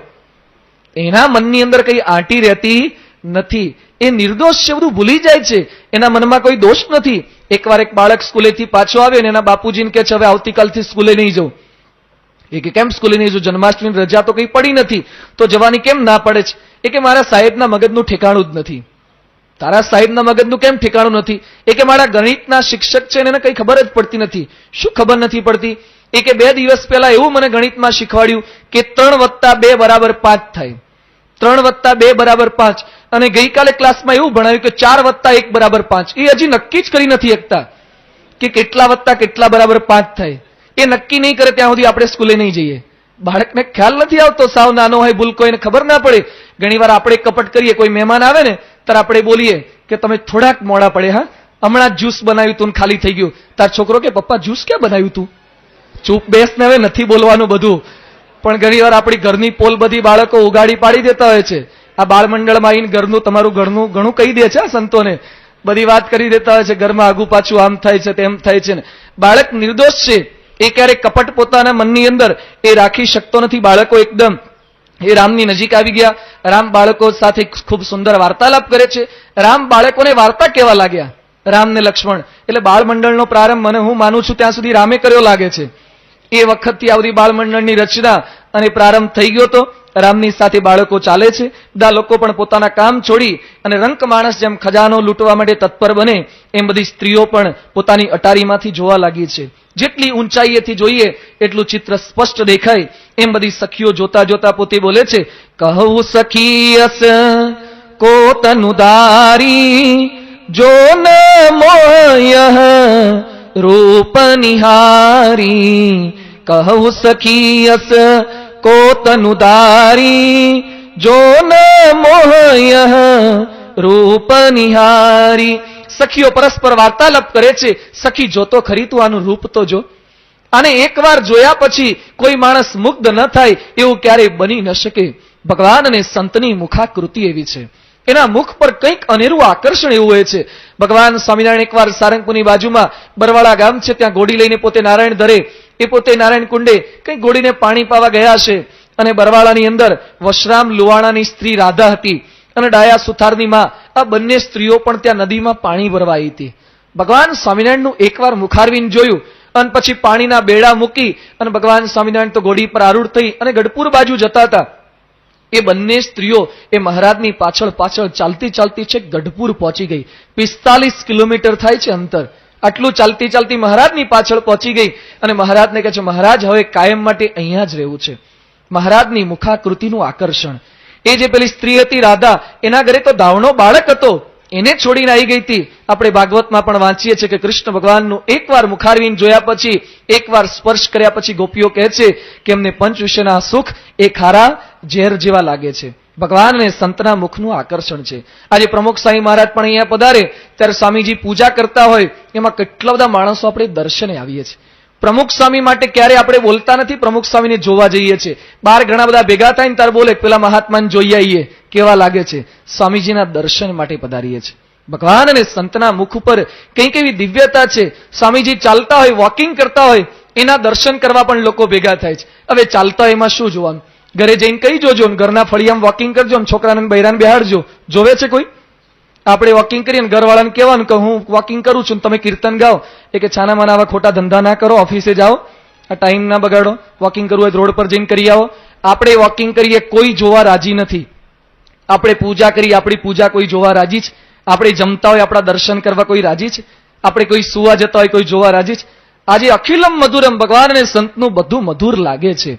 દિવ્યતા છે, કંઈક દિવ્યતા. અહીંયા રામના મુખ પર કંઈક એવી દિવ્યતા જોઈ અને સ્ત્રીઓ પરસ્પર વાતો કરે છે. આ કોણ છે? એક સખી કહે છે આ દશરથના પુત્રો છે. એ કે આ કોણ છે? પણ એ કે વિશ્વામિત્ર સાથે નીકળ્યા છે. અને આપણે વાત નહોતી જાણી કે સુબાહુને મારીશને મારી નાખ્યા, આ બે જણાએ માર્યા. એટલે એક સખી બીજીને કહે છે આવડા નાનકડાને મારીશને સુબાહુનો વધ કેમનો કર્યો હશે? ખરેખર આ તો કઈ દૈવી શક્તિ છે. આવડા નાનાની અંદર કંઈક મોટી શક્તિ લાગે. ત્યાં પાછી બીજી સખી ટાપસી પુરાવે કે પેલી શીલા થઈ ગઈ હતી અહલ્યા, એને સ્પર્શ માત્રે એને તો પાછું જીવન આપ્યું અને અહલ્યા કરી નાખી છે. કેવા સુંદર છે, કેવો જાદુ આના મુખની અંદર છે. ખરેખર અહીંયા રહે તો સારું, પણ અહીંયા તો કઈ રીતે રહે? આપણા જમઈ થાય તો ચાલે. બધી સખીઓ વિચાર કરે છે કે ધનુષ્ય યજ્ઞની અંદર એ પોતે અહીંયા પધાર્યા છે અને ધનુષ્ય આ લોકો ઉપાડી દે તો સારું. બધી ભગવાનને પ્રાર્થના કરે છે. હું છાતી ઠોકીને કહું છું કે આવતીકાલે ચોક્કસ આજ સીતાને વર્ષે બધી સ્ત્રીઓ આ પ્રમાણે વાતો કરી રહી છે. અટારીમાંથી પુષ્પવૃષ્ટિ થાય છે. ધનુષ્ય ભંગ માટે જે કંઈ મંડપ બનાવ્યો હોય છે એ મંડપ બધા બાળકો રામ અને લક્ષ્મણની સાથે ચાલતા ચાલતા ત્યાં જાય છે, બધું બતાવે છે. આ બધું જોયા પછી રામ પોતે કહે છે કૌતુક દેખી ચલે ગુરુ પાહી, જાની બિલવું ત્રાસ મને માહી. રામ લક્ષ્મણને કહે છે કે લક્ષ્મણ ઘણો બધો સમય વીતી ગયો છે, હવે ગુરુ પાસે પાછા પહોંચવું જોઈએ. ગુરુજી પાસે પધાર્યા છે અને ગુરુજીને સગળી હકીકત પાછી જણાવી કે નગરમાં ફરવા ગયા હતા, આ પ્રમાણે પ્રસંગો બન્યા. ત્યાર પછી ગુરુજી એ બધી કથા સંભળાવે છે. કહત કથા ઇતિહાસ પુરાની, રુચિર રજની, જુગજામ સિરાની. વિશ્વામિત્રની સાથે રે વિશ્વામિત્ર જાત જાતની ચરિત્રો કથાઓ એ બધું સંભળાવે છે. કથા સંભળાયા પછી બંને રામ અને લક્ષ્મણ પોતાના ગુરુની ચરણ ચંપી કરે છે, સેવા કરે, ચરણ દાબી આપે છે. ગુરુજી વિશ્વામિત્ર કે બસ હવે બહુ થયું અને પછી વિશ્વામિત્ર એ પોતે રામ અને લક્ષ્મણને રજા આપે. ગુરુના મનમાં અપેક્ષા નથી હોતી પણ શિષ્ય પોતે સેવા કરે છે. આપણા મનમાં પણ ઘણી વાર હોય કે છોકરા પગ દબાવે, પણ પગ દબાવે એવું ઘણી વાર વર્તન હોવું જોઈએ ને આપણું. ચરણ દબાવવાની ઈચ્છા ઘણી વાર આપણને થાય. ઘણી વાર છોકરા તો દબાવે પણ આપણને કદાચ દબાવતા હોય તો સાથે આપણી વર્તણૂક એવી હોવી જોઈએ. ઘણી વાર ઘણાને પગ દબાવવા છોકરા જાય, કદાચ છોકરામાં બુદ્ધિ હોય, એવી ભક્તિ હોય તો સાથે સાથે આપણે વિવેક પણ એવો શીખવો જોઈએ. વિશ્વામિત્રના પગ જ્યારે રામ અને લક્ષ્મણ દબાવતા અને ઘડીએ થોડી વારે વિશ્વામિત્ર કે બસ હવે રાખો, ના પાડે, ચરણ ખેંચી લે. આ તો આપણે તો એક પગ દાબવા જઈને બીજો ધરે કે આ બાકી છે. બાકી છે નહીં આપણે કંઈક વિવેક શીખવો જોઈએ, 10 મિનિટ 15 મિનિટ દાબે પછી કહેવું જોઈએ. ઘણા તો કે ના કે બહુ સારું લાગે છે, દાબો દાબો, તમારો જીવ વૃદ્ધિને પામે. પણ પેલો છોકરો અડધો કલાક દબાવે, ઘણા ના પાડે. એકવાર એક ગુરુજી આગળ શિષ્ય આવ્યો, મુમુક્ષુ આવ્યો અને પગ દાબતો હતો. અડધો કલાક થયો છતાં પણ ના પાડે. અને પેલો આમ ગુરુજીની આંખો મીંચાઈ જાય. પછી પેલો ચેલો ઉભો થઈને જવા જાય અને ગુરુજી કે કયા ગામનો હતો બેટા તું? અને ફરીથી પેલાને ખબર પડે ગુરુજી હજી જાગતા લાગે છે એટલે હજી દાબવા પડશે. એટલે ફરીથી પાછો પગ દબાવવાનો પ્રારંભ કરે. અડધો કલાક એક થાય ને પાછી ગુરુની આંખો મીંચાય. શિષ્ય વિચાર કરે ધીમે રહીને જતા રહીએ. અને ત્યાં પછી જ્યાં જવા જાય ને ગુરુજી પાછો પ્રશ્ન પૂછો, કેટલા ભાઈ હતા તમે? ઘડીએ ખાલી એને પગ દબાવડાવવા માટે જ. પેલો કહે છે 3 ભાઈ હતા. અને ફરીથી પાછા કલાક પગ દબાવે અને પછી જવા જતો હતો. ખરેખર વિચારો થાકી ગયો તો, કંટાળી ગયો તો, પણ ગુરુના આશ્રમમાં આવ્યો તો બીજે કઈ જવાય એવું નહોતું. ગુરુજીએ પાછો રાત્રે 1-1:30 વાગે પ્રશ્ન પૂછ્યો કે તમે કેટલા ભાઈ હતા? પેલો કે 2. ગુરુજી કે હમણાં તો 3 ની વાત કરતો તો 2 કેમ કે છે? હવે કે હું જીવું એવું લાગતો નથી એટલે 2 જ કહેવા પડશે. આ 3 કલાક પગ દબાવડાવો પછી મારી હાલત શું થાય? ઘણીવાર ગુરુએ પણ વિવેક શીખવાનો હોય, મા બાપે પણ કંઈક વિવેક શીખવાનો હોય છે. અહીંયા પેલા રામ અને લક્ષ્મણ પગ દબાવે, ગુરુજી પગ ખેંચી લે છે. પછી રામ અને લક્ષ્મણ ગયા. લક્ષ્મણ પાછા એ પોતાના ભાઈની આ પ્રમાણે એ પોતે સેવા કરે છે. બીજા દિવસે જાગ્રત થયા અને જાગ્રત થયા પછી બંને ભાઈઓ ગુરુજીને પ્રશ્ન પૂછે છે કે ગુરુજી આપની પૂજાના ફૂલ લેવા માટે અમે જઈએ? ગુરુની પૂજાના ફૂલ લેવા માટે બંને જણા નીકળ્યા છે. બગીચાની અંદર જાતના પુષ્પ ખીલ્યા છે. લક્ષ્મણ કહે છે ચાલો વાટિકામાંથી પુષ્પ આપણે તોડી લઈએ. રામ પોતે ના પાડે છે. લક્ષ્મણ કહે છે આપણે મિથિલાના મહેમાન છીએ અને મહેમાનને કંઈ પણ લેવું હોય તો છૂટ છે. રામ કહે છે કંઈ પણ લઈ ન શકાય. આ બગીચાના જે માળી હોય માળીને અવશ્ય પૂછવું પડે. અને પછી રામ પોતે અહીંયા તુલસીદાસ લખે છે 14 ચીતઈ પૂછી માલી ગન લગે દેન દલ ફૂલ મુદિત મન. ગોસ્વામી તુલસીદાસ લખે છે કે રામે પૂછ્યા વગર એક પુષ્પ પણ લીધું નહીં. આ રામનું જીવન આપણને શીખવે છે. રામનો માર્ગ આ છે. શિક્ષાવત્રીમાં ભગવાન સ્વામિનારાયણે જે વાત કરી ને સ્તેન કર્મન કર્તવ્યમ ધર્માર્થમપી કેનચિત સત્સ્વામી કાષ્ટ પુષ્પાદી ન ગ્રાહ્યમ તદાગ્નયા. કહેતા કે જે માલિક હોય એને પૂછ્યા વગર એનું પુષ્પ પણ ન લેવાય. અહીંયા મંદિરે આવવું હોય ને આપણને થાય કે ભગવાનને ચડાવવા માટે ફૂલ લેતા જઈએ. પડોશીના ઘરે ઘણા બધા ગુલાબ ખીલ્યા હોય છે. અરે ઘણા ખીલ્યા હોય પણ એના ઘરે ખીલ્યા છે ને, એને પૂછ્યા વગર ગુલાબનું પુષ્પ પણ ક્યારે ધર્મને અર્થે પણ ક્યારેય ન લઈ શકાય. ઘણા લોકો જાતનો ધંધો કરે, ખોટો ધંધો કરે અને કે ભગવાનને 10મો 20મો ભાગ આપી દઈશું. આવી ભાવનાથી ધર્મ કરે પણ સાથે સાથે કંઈક આવી અસત્યની પ્રવૃત્તિ કરે. નવરાત્રીની ઉજવણી કરતા હોય છે. નવરાત્રી ખોટી નથી પણ જાતનો કેવો અધર્મ કરે છે. નવરાત્રીમાં લાઈટો કરે, અજવાળા કરશે, કેટલા બધા અજવાળા કરશે. મોટે ભાગે ઘણી બધી નવરાત્રીઓમાં બારે-બાર લંગરિયા નાખ્યા હોય પછી અજવાળા કરતા હોય. આમ બારોબાર રોડ પરથી લંગરિયા નાખી અને અજવાળો કરે અને પછી માતાજીના ગરબા ગાય, ચપટી ભરી ચોખા, ઘીનો દીવડો. ઘીનો ક્યાં છે? બારોબાર જીબીનો દીવડો બાળે છે. ઘીનો દીવડો. અને માતાજીને કહે છે માડી તમે વહેલા આવો. અલા માડી ના આવે. માડી કહે છે આવીશ તો સૌરભભાઈ પકડીને લઈ જશે. આ બધા જીબીના કાયદા કડક છે અત્યારે તો, અને કોર્ટમાં પૂરી લઈ જશે. માડી ના આવે. બારોબાર લંગરિયા નાખ્યા હોય પછી માતાજીની વિનંતી કરીએ, કંઈક ધર્મ નથી હોતો અને આ પ્રકારે આપણે વિનંતી કરીએ, પ્રાર્થના કરીએ એટલે ચોરી, જાતની ચોરી માણસો કરતા હોય. શાકભાજી લેવા જાય ને એમાં પણ કોથમીર કે આદુ કે કંઈક નું કંઈક વધારે નાખી જ દે. કંઈક ને કંઈક વૃત્તિ હોય છે પૂછ્યા વગર લેવાની. પણ રામનું જીવન આપણને શીખવે છે ક્યારેય કોઈ પણની વસ્તુ ઘરમાં પણ આપણા કુટુંબના સભ્યો હોય તો પણ અચૂક એ પૂછીને લેવું. ઘરમાં નાના મોટા ઝઘડા છોકરાઓ વચ્ચે શેના થતા હોય? મને પૂછ્યા વગર મારી વસ્તુને કેમ મળ્યું? ઘણીવાર પ્રશ્ન થાય છે. તો આપણે હંમેશા પૂછીને લેવું. એ પણ રામ શીખવી રહ્યા છે. વાટિકામાં પ્રવેશ કર્યો. રામાયણમાં 2 વાટિકાનો ઉલ્લેખ આવે છે. એક જનકની પુષ્પ વાટિકા અને બીજી રાવણની અશોક વાટિકા. 2 વાટિકાનો ઉલ્લેખ રામાયણમાં આવે છે. આ પહેલી જે જનકની પુષ્પ વાટિકા એ વિદેહીની યોગીની પુષ્પ વાટિકા છે. પેલી ભોગીની અને દેહીની વાટિકા છે. અહીંયા રામ અને સીતા પધારે છે, પુષ્પ ખીલે છે. પેલા હનુમાનજી ખીલેલા પુષ્પને ઉજ્જડ કરી નાખે છે અશોક વાટિકામાં. અહીંયા રામને સીતાના પ્રથમ દર્શન થયા. પેલી બાજુ હનુમાનજીને સીતાના પ્રથમ દર્શન થયા છે. એવી વાટિકાની અંદર રામ અને લક્ષ્મણે પોતે બાગમાં પ્રવેશ કર્યો. સવારનો સમય થયો છે. કેટલાક પુષ્પ એ સૂર્યના પ્રકાશથી ખીલ્યા છે અને કેટલીક કળીઓ એ સૂર્યવંશીના પ્રભાવથી ખીલ્યા છે. કારણ કે કેટલાક સૂર્યથી ખીલે અને આ સૂર્ય કુળના પ્રવેશ કરી ચૂક્યા છે એટલે રામના દર્શન માત્રે એ ખીલી રહ્યા છે. તેહી અવસર સીતા તહાઈ ગિરિજા પૂજન જનની પઢાઈ. એ સમયે સીતા પોતાની સખીઓ સાથે પોતાની માતાએ કીધું કે ગિરિજાની પાર્વતીની પૂજા કરવા તું જા. એટલે સીતા પોતે પાર્વતીની પૂજા કરવા ત્યાં પધાર્યા છે. સરોવરમાં સ્નાન કર્યું, પાર્વતીની પૂજા કરી. ત્યાં એક સખી દોડતી દોડતી સીતાને છોડી અને પોતે કાંઈક બગીચાની અંદર ફરવા ચાલી ગઈ. અને થોડીક મિનિટો પાછી એ ફરીથી હાંફતી હાંફતી એ પોતે સીતા પાસે આવી અને એકદમ હાંફી રહી છે. એના શ્વાસ અને ઉચ્છ્વાસ એકદમ સ્પીડની અંદર ચાલે છે.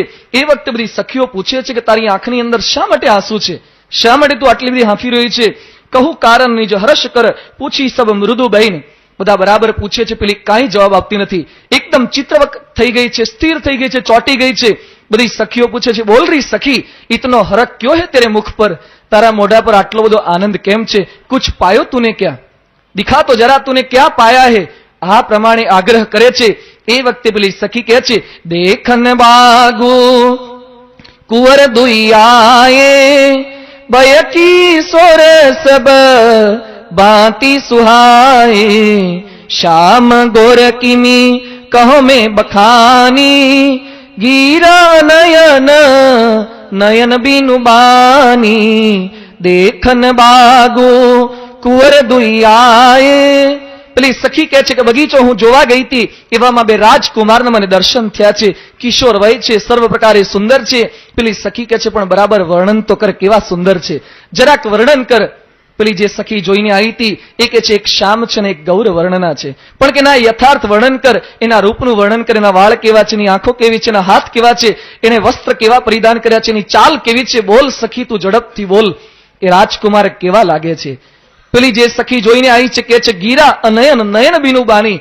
જેણે જોઈ છે, જેણે જોયા છે એને આંખો નથી, અને જે આંખો છે એ પોતે બોલી શકતી નથી. એ કહે છે ગીરા અનયન નયન બીનુ બાની, મારી જે આંખોએ જોયું છે એ પોતે બોલી શકતી નથી, અને જે બોલી શકે છે મારું મુખ એને જોયા નથી. મારે વર્ણન કઈ રીતે કરવું? અને ખરેખર ભગવાન અને સંતનો પ્રભાવ એવો છે, નેતિ નેતિ દરેકને લાગ્યા કરે. કેવું વર્ણન થાય? બ્રહ્માનંદ સ્વામી કીર્તનમાં લખ્યું ને કે બ્રહ્માનંદ કહે શું મુખથી વખાણું, જેમ ગુંગેરે ગુડ ખાધો રે. જેમ કોઈ મૂંગો માણસ હોય અને એને કેસર કેરી ખવડાવે અને પછી પૂછે કેસર કેરી કેવી લાગી, એને ખભા ઉલાળવા સિવાય બીજું શું કરવાનું? એ વર્ણન ન કરી શકે કેસર કેરીમાં કેવો આનંદ આવે છે, એને ખભા જ ઉલાળવાના, મોઢું જ મલકાવાનું. એમ પેલી સ્ત્રીની પણ આવી જ હાલત છે. ભગવાનનું રૂપ જોયા પછી બંને સ્ત્રીઓ પરસ્પર વાતો કરવા લાગે છે કે વિશ્વામિત્રની સાથે પેલા બે રાજકુમાર આયા છે એ જ આયા હોવા જોઈએ.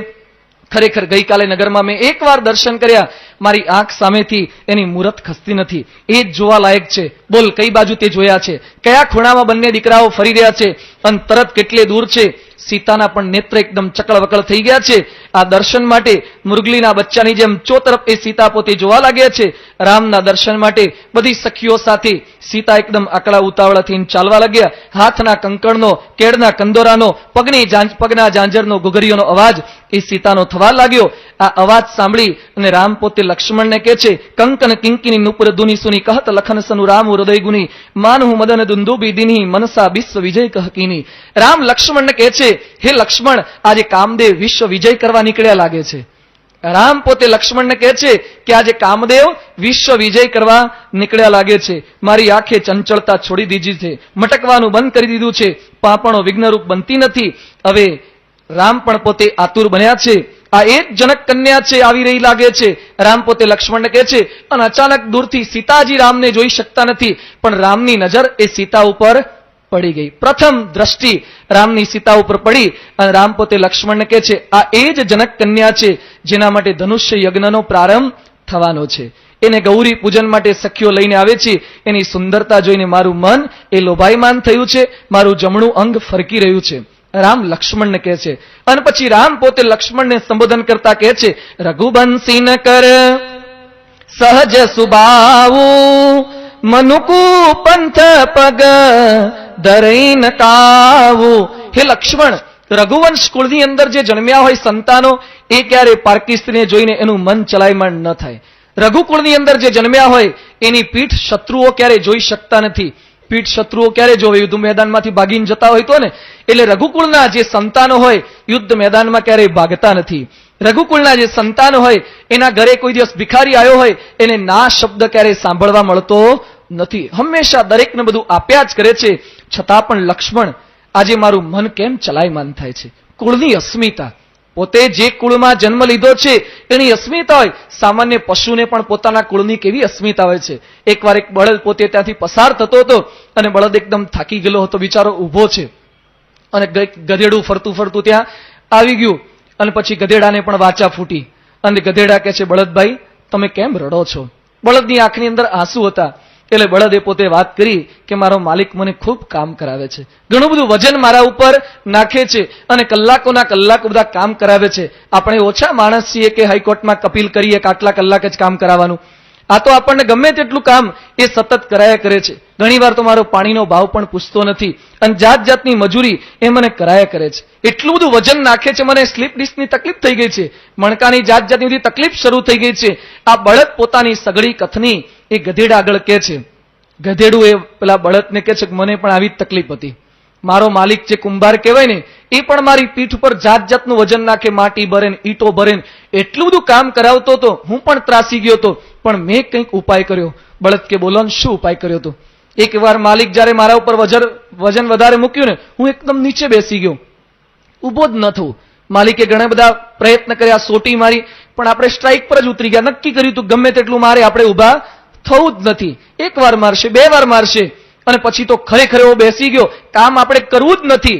અને માલિક પણ કંટાળ્યો કે આને વજન વધારે પડતું લાગે છે, ફરીથી મારા ઉપર હવે વધારે વજન મૂકતો નથી. હવે માપનું જ આપણા ઉપર વજન મૂકે છે ને હવે તો જલસા થઈ ગયા છે, કાયમની રાહત થઈ ગઈ. તું પણ આવું કંઈક કરી દે, ગમે તેટલું કામ બતાવે એકદમ બેસી જવાનું, પડી ભાગવાનું અને કામ કરવાનું નહીં. એ વખતે બળદે પેલા ગધેડાને પ્રશ્ન પૂછ્યો કે તારું નામ શું? એ કે ગધેડો. અને તારી માને શું કહેવાય? એ કે ગધેડી. અને તારી માને કેટલાક લોકો માં કે મારી માને પડોશી કઈ માં ના કે, હું જ મમ્મી કહું કે બીજા કોઈ માં ન કે. તો મારી માનું નામ શું? એ કે તારી માનું નામ તો ગાય છે. બળદ ગાયનો દીકરો છે ને? તો કે મારી માને કેટલા ગાય માતા કે છે? એ કે તારી માને તો આખું ભારત દેશ માતા કે છે. તો હું ગાયનો છું એટલે આવું ન કરી શકું, તું ગધેડુનો છે એટલે આવું કરે ચાલે? હું ગાયનો દીકરો છું, ગાય માતાનો દીકરો છું, હું ક્યારે આવું આચરણ, અઘટિત આચરણ ન કરી શકું. કુળની અસ્મિતા, જે કુળમાં જન્મ્યા હોય ને એની અસ્મિતા કંઈક હોવી જોઈએ. આપણે BAPS કુળના છીએ, આપણે પ્રમુખ સ્વામીના કુળના છીએ, આ ડિવાઇન ફેમિલીના આપણે સભ્યો છીએ, એની કંઈક અસ્મિતા આપણા મનની અંદર હોવી જોઈએ. અહીંયા રામના મનની અંદર અસ્મિતા છે, છતાં પણ રામ કહે છે કે ચોક્કસ આજે ભગવાનની ઈચ્છા લાગે છે. આમ તો તુલસીદાસ પોતે કહે છે, જહાં રામ તહ કામ નહીં, જહાં કામ તહ રામ નહીં, તુલસી દોનો ન રહે રવિ રજની એક ઠામ. જ્યાં રવિ હોય ત્યાં રાત ન હોય, જ્યાં રાત હોય ત્યાં રવિ ન હોય, જ્યાં રામ હોય ત્યાં કામ ન હોય. છતાં પણ રામના મનમાં આજે કામે કેમ પ્રવેશ કર્યો છે? રામ જણાવે છે કામ એના મનમાં ક્યારે પ્રવેશ ન કરી શકે, પરંતુ ભક્તને ભગવાનનું મિલન થવાનું છે એટલે રામ આ પ્રમાણે ચરિત્ર કરી રહ્યા છે. સીતાજી નજીક આવ્યા અને સીતાની પણ નજર, એ પ્રથમ દ્રષ્ટિ, ફર્સ્ટ વિઝન એ રામ ઉપર પડી. આંખોથી આંખો મળી છે. સીતાજીએ રામને જોયા અને તરત પોતાની આંખો બંધ કરી દીધી, જાણે ખજાનો મળ્યો હોય ને ખજાનો લૂંટાઈ ના જાય. અને જેમ બારણું કે ખિસ્સું આપણે બરાબર બંધ કરી દઈએ છીએ એમ સીતાએ આંખો બંધ કરી દીધી, પલકારા મારવાનું બંધ કર્યું. લોચન મગ રામ હી ઉર આની, દિનહે પલક કપાટ સયાની. એની સખીઓ સીતાને કહે છે, સીતા તું આંખો તો ખોલ. એ કહે છે ના, આંખો નથી ખોલવી. શા માટે આંખો નથી ખોલવી? અરે એકવાર આ રૂપને મારી આંખમાં ઉતાર્યું છે, આંખ ખોલીશ ને ફરીથી એ નીકળી જશે તો, અને કંઈક જગતનો પદાર્થ જોવાઈ જશે તો. ભગવાનના દર્શન કરતા પણ સીતાજી આપણને શીખવે છે. ઘણીવાર આપણે ભગવાન આગળ જઈએ ને હૈસો ઘણા તો દર્શન કરતા જ નથી સરખા. ઠાકોરજી આગળ જાય ને અને એકાદ મિનિટમાં તો 3 ખંડમાં ફરી વળશે અને પછી પૂછે કે આજે કેવા વાઘા પહેરાયા છે? બોલો આજે પરીક્ષા લેવામાં આવે ઠાકોરજીની ઉપર કેવા કપડાં પહેરાયા છે? કંઈક લાલ પીળા હતા. શું લાલ પીળા? કંઈક વાઘા જુદા છે. ઘણીવાર કેવા હાર હતા, કેવા કુંડળ હતા, આપણને કંઈ યાદ રહેતું નથી, કારણ કે આપણે એકાગ્રતાથી દર્શન કરી શકતા નથી. ભગવાન અને સંતના દર્શન આ સીતાજી આપણને શીખવે છે. એટલે જ આપણે ભગવાન પાસે જઈએ ને, જોજો આપણે થોડીક વાર દર્શન કરવાના, પછી આંખ બંધ કરવાના. આ આદર્શ દર્શનની રીત છે. આંખ બંધ કર્યા પછી ફરીથી વિઝ્યુલાઇઝ કરવાનું. પાપણના પડદા ઉપર ભગવાનની મૂર્તિ, જે ઘનશ્યામ મહારાજને મેં દર્શન કર્યા, હવે દેખાય છે કે નહીં? જો બરાબર ન દેખાય ફરીથી દર્શન કરવાના, ફરીથી પાછું આંખ બંધ કરીને પ્રયત્ન કરવાના. અને જ્યારે આંખના પડળ ઉપર ઘનશ્યામ મહારાજ વાઘાએ સહિત બરાબર દેખાય પછી એ દર્શન પૂરા થયા કહેવાય ને પછી બીજા ખંડ આગળ જઈ શકાય. આવા દર્શન કરવા કેટલા કલાક જાય? પણ સાચા દર્શનની રીત આ છે. કંઈક આવો પ્રયત્ન કરવાનો છે. એ દર્શન કર્યા પછી મંદિરમાં જે ફરતા રમણા છે ને, બાંકડા જેવું ગોઠવ્યું છે, એ બાંકડા શેના માટે છે? ગપ્પા મારવા, રાજકારણની વાતો કરવા માટે? એ ઘણા તો અહીંયા બેઠા બેઠા જાત જાતની ઘરની ધંધાની જ વાતો કરે. એ રમણા જે મૂક્યા છે બેઠક છે, એ બેઠક શેના માટે હોય છે કે ભગવાનના દર્શન કર્યા પછી ત્યાં આવીને બેસવાનું અને કેવા દર્શન થયા એને યાદ કરવાના, સ્મૃતિ કરવાની, એના માટે અહીંયા બેઠક બનાવીએ છીએ. અહીંયા કઈ નાસ્તો કરવા અથવા તો કઈ રાજકારણની વાતો કરવા એના માટે બધી બેઠકો નથી બનાવી. પણ રમણા ભગવાનના ચરિત્રમાં રમમાણ થઈ શકે, મૂર્તિમાં રમમાણ થાય એ પ્રમાણે આવી ગોઠવણ એ કરેલી હોય છે. એટલે આપણે આવા દર્શન કરીએ તો રાત્રે સૂતા વખતે ઘણા હરિભક્તો ઠાકોરજીની મૂર્તિઓનું સ્મરણ કરતા હોય, પણ સાચા ને સારા દર્શન કર્યા તો સ્મરણ થાય. પણ છેલ્લી ઘડી આપણે ભરતજીની જેમ મૃગલામાં મન ચોટ્યું હોય તો છેલ્લે પણ આ જ બધી વૃત્તિ આપણી રહેતી હોય છે. અહીંયા સીતાજીએ રામને પોતાની નજરમાં કેદ કરી દીધા છે. સીતાજી આંખો બંધ કરી અને લક્ષ્મણ કહે છે કે હે સીતાજી, તમે ઠાકોરજીના દર્શન કર્યા પણ પૂજારી સામે તો એક નજર નાખો. હું પૂજારી ભેગો ફરું છું, આજે ઠાકોરજીને શણગાર કરનારો તો હું છું. તમે ઠાકોરજીના દર્શન કરો છો પણ પૂજારી સામે તો એક તમારી અમી દ્રષ્ટિ નાખો. અને સીતાજી આંખો ખોલી રામ સામે ફરીથી જોયું અને લક્ષ્મણ સામે દ્રષ્ટિ કરી. એ સમયથી સીતાજીની અમી દ્રષ્ટિ લક્ષ્મણ પર પડવા લાગી છે. પોતાના દિયર તરીકે એ પોતે પસંદ થવાના છે, પરંતુ એ સમયથી ભાવુક દ્રષ્ટિ સીતાજી ઉપર થઈ છે. સખીઓ બધી સીતાને કહે છે ચાલો મોડું થયું છે, આવતીકાલે આપણે આવીશું. ચોક્કસ આ લોકો પણ આવતીકાલે બગીચામાં આવશે, એના દર્શન થશે. સીતાજી પોતે પશુ પંખી ઝૂકેલી લતા ખીલેલી કળીના બાને આમ આગળ મોઢું હોય, ઘડીએ ઘડીએ પાછળ ફરીને એ રામના દર્શન પોતે કરી લે છે. આમ જવાનું આગળ પણ પાછા ફરીને સતત રામ સામે નજર રાખવાની. ગોસ્વામી તુલસીદાસ કહે છે એમ ધંધો કરવાનો, વ્યવહાર કરવાનો, દુકાન ચલાવવાની, ખેતી કરવાની, પણ ઘડીએ ઘડીએ પાછળ ફરીને રામ સામે જોઈ લેવાનું. બધું કરવાનું પણ ઘડીએ ઘડીએ પાછી વૃત્તિ વાળવાની અને ભગવાન સામે નજર એ કરી લેવાની છે. સીતાજી પોતે મનમાં વિચાર કરે છે કે મારા બાપે આવી શરત કેમ રાખી. હવે સીતાને શરત ખૂબ ભારે લાગે છે. મારા બાપુજીએ શરત રાખી છે ધનુષ્યનો, એ જે પણસ ચડાઈ શકે. આ જે પેલા રાજકુમારને જોયા અને ખરેખર સીતાજી દર્શન કરતા હતા અને રામ પેલું પુષ્પ તોડતા હતા. સીતાજીએ વિચાર કર્યો કે જે ગુલાબનું પુષ્પ તોડતી વખતે જેના કપાળ ઉપર પરસેવો નીકળી જતો હોય એ ધનુષ્ય શું તોડશે? જે ગુલાબનું ફૂલ તોડતા તોડતા પરસેવો વળી જતો હોય એ ધનુષ્ય શું તોડશે? એટલે સીતાજી પાર્વતીજીના મંદિરે ગયા અને માતાજીને પ્રાર્થના કરી છે કે દેવી, તમે છે ને મારા જેવી તકલીફમાંથી પસાર થયેલા છો. એકવાર શિવજીને વરવા માટે તમે પણ આ જાત જાતની આવી તપશ્ચર્યા કરી હતી. દુઃખીની વાતો જો દુઃખી જો સમજી શકે તો દુઃખ આ વિશ્વમાં ન ટકે. તમે કંઈક મારું દુઃખ આવું સમજજો. અને પછી સીતાજી પાછા પોતે પોતાના ઘર તરફ પધાર્યા છે. રામ અને લક્ષ્મણ પોતે ગુરુ પાસે પધાર્યા અને ગુરુજીને સગળી હકીકત પોતે સમજાવી છે. વિશ્વામિત્ર કહે છે સફલ હોઈ મનોરથ તુમારે, તમારા મનોરથ પૂર્ણ થશે. હવે રામનો જ મનોરથ પૂરો થવાનો, છતાં પણ વિશ્વામિત્ર કેમ બોલ્યા કે બંનેના મનોરથ પૂરા થવાના? કારણ કે વિશ્વામિત્ર જાણે છે કે લક્ષ્મણનું પણ ગોઠવાઈ જવાનું છે ભેગું. એટલે બંને જણાને કહે છે તમારા મનોરથ પૂરા થશે. રાત્રે સૂતા હોય છે, લક્ષ્મણે રામના પગ દાબતા હતા અને લક્ષ્મણ એકદમ રડવા લાગ્યા. રામ કહે છે ભાઈ તું શા માટે રડે છે? લક્ષ્મણ કહે છે આવતીકાલે ધનુષ્ય યજ્ઞ થશે, તમે ધનુષ્ય પોતે ચડાઈ દેશો અને પછી સીતાજી તમને વરસે, સીતા તમારા પત્ની બનશે. એ કે પણ એમાં તું રડે છે શા માટે? સીતા તમારા ધર્મ પત્ની બની જશે. પછી અત્યાર સુધી તો હું તમારા રોજ પગ દાબતો હતો, મને પગ દબાવવા હવે મળશે નહીં. એ પત્નીનો અધિકાર થઈ જશે. આપણા જેવા ભાઈ હોય તો રાજી થાય કે હારું થયું, હવે છુટકારો થયો. ઘણા તો કે હવે લગ્ન કરો ને, હવે થાકે અમે, ઘરવાળાને દબાવવા આપો. પણ લક્ષ્મણ તો કહે છે કે ભાઈ હવે મને પગ દબાવવા મળશે નહીં. રામ કે ચિંતા ન કર, જમણો પગ તારા ભાગમાં ને ડાબો પગ સીતાના ભાગમાં. રામે લગ્ન પહેલા આ પ્રમાણે વિભાજન કરી આપ્યું છે. બીજા દિવસનું પ્રભાત થયું. એ વખતે જનકે શતાનંદ ઋષિને મોકલ્યા છે કે જાઓ વિશ્વામિત્ર પાસે રામ અને લક્ષ્મણને તમે બોલાવી આપો. એ વખતે શતાનંદ ઋષિ વિશ્વામિત્રની ત્યાં પધાર્યા છે. રામ અને લક્ષ્મણ પોતે તૈયાર છે. હવે ધનુષ્ય યજ્ઞનું આમંત્રણ આવ્યું છે. રામ એ સીતાને વરવા માટે જશે, ધનુષ્યનો ભંગ થશે અને રામ અને સીતાનું મિલન થશે. સીતાના સ્વયંવરની ખૂબ જ રસપ્રદ વાતો એ આપણે આવતીકાલે જોઈશું. શ્રી સ્વામિનારાયણ ભગવાનની જય. કરવા માટે આ વખતે કામથી ચલિત ન થયા પણ ક્રોધથી ચલિત થયા. રંભાને બાળી નાખી. એ કે મને ભ્રષ્ટ કરવા આવે છે. કામ દોષ ન ડગાવી શક્યો પરંતુ ક્રોધ નામનો દોષ ડગાવી ગયો. ક્રોધ પણ અધ્યાત્મ માર્ગે તો નડે છે. એટલે ફરીથી તપ બધું ધોવાઈ ગયું. ફરીથી પાછા તપનો પ્રારંભ કરે છે.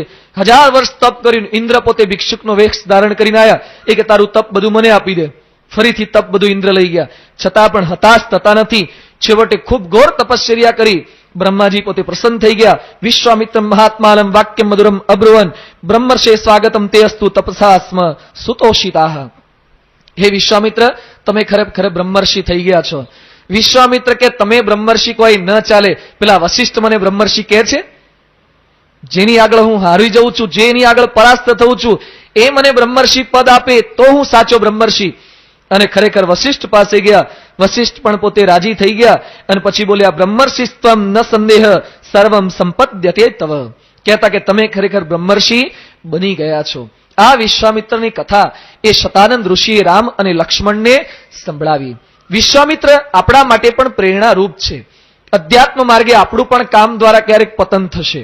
આપણને સ્વાદ ક્યારેક પરાસ્ત કરશે, ક્રોધ પરાસ્ત કરે, લોભ પરાસ્ત કરે, છતાં પણ મનમાં નક્કી રાખવાનું છે કે મારે બ્રહ્મરૂપ થવું છે, મારે બ્રહ્મર્ષિ પદ પામવું છે, આને આ દેહે બ્રહ્મરૂપ થવું છે.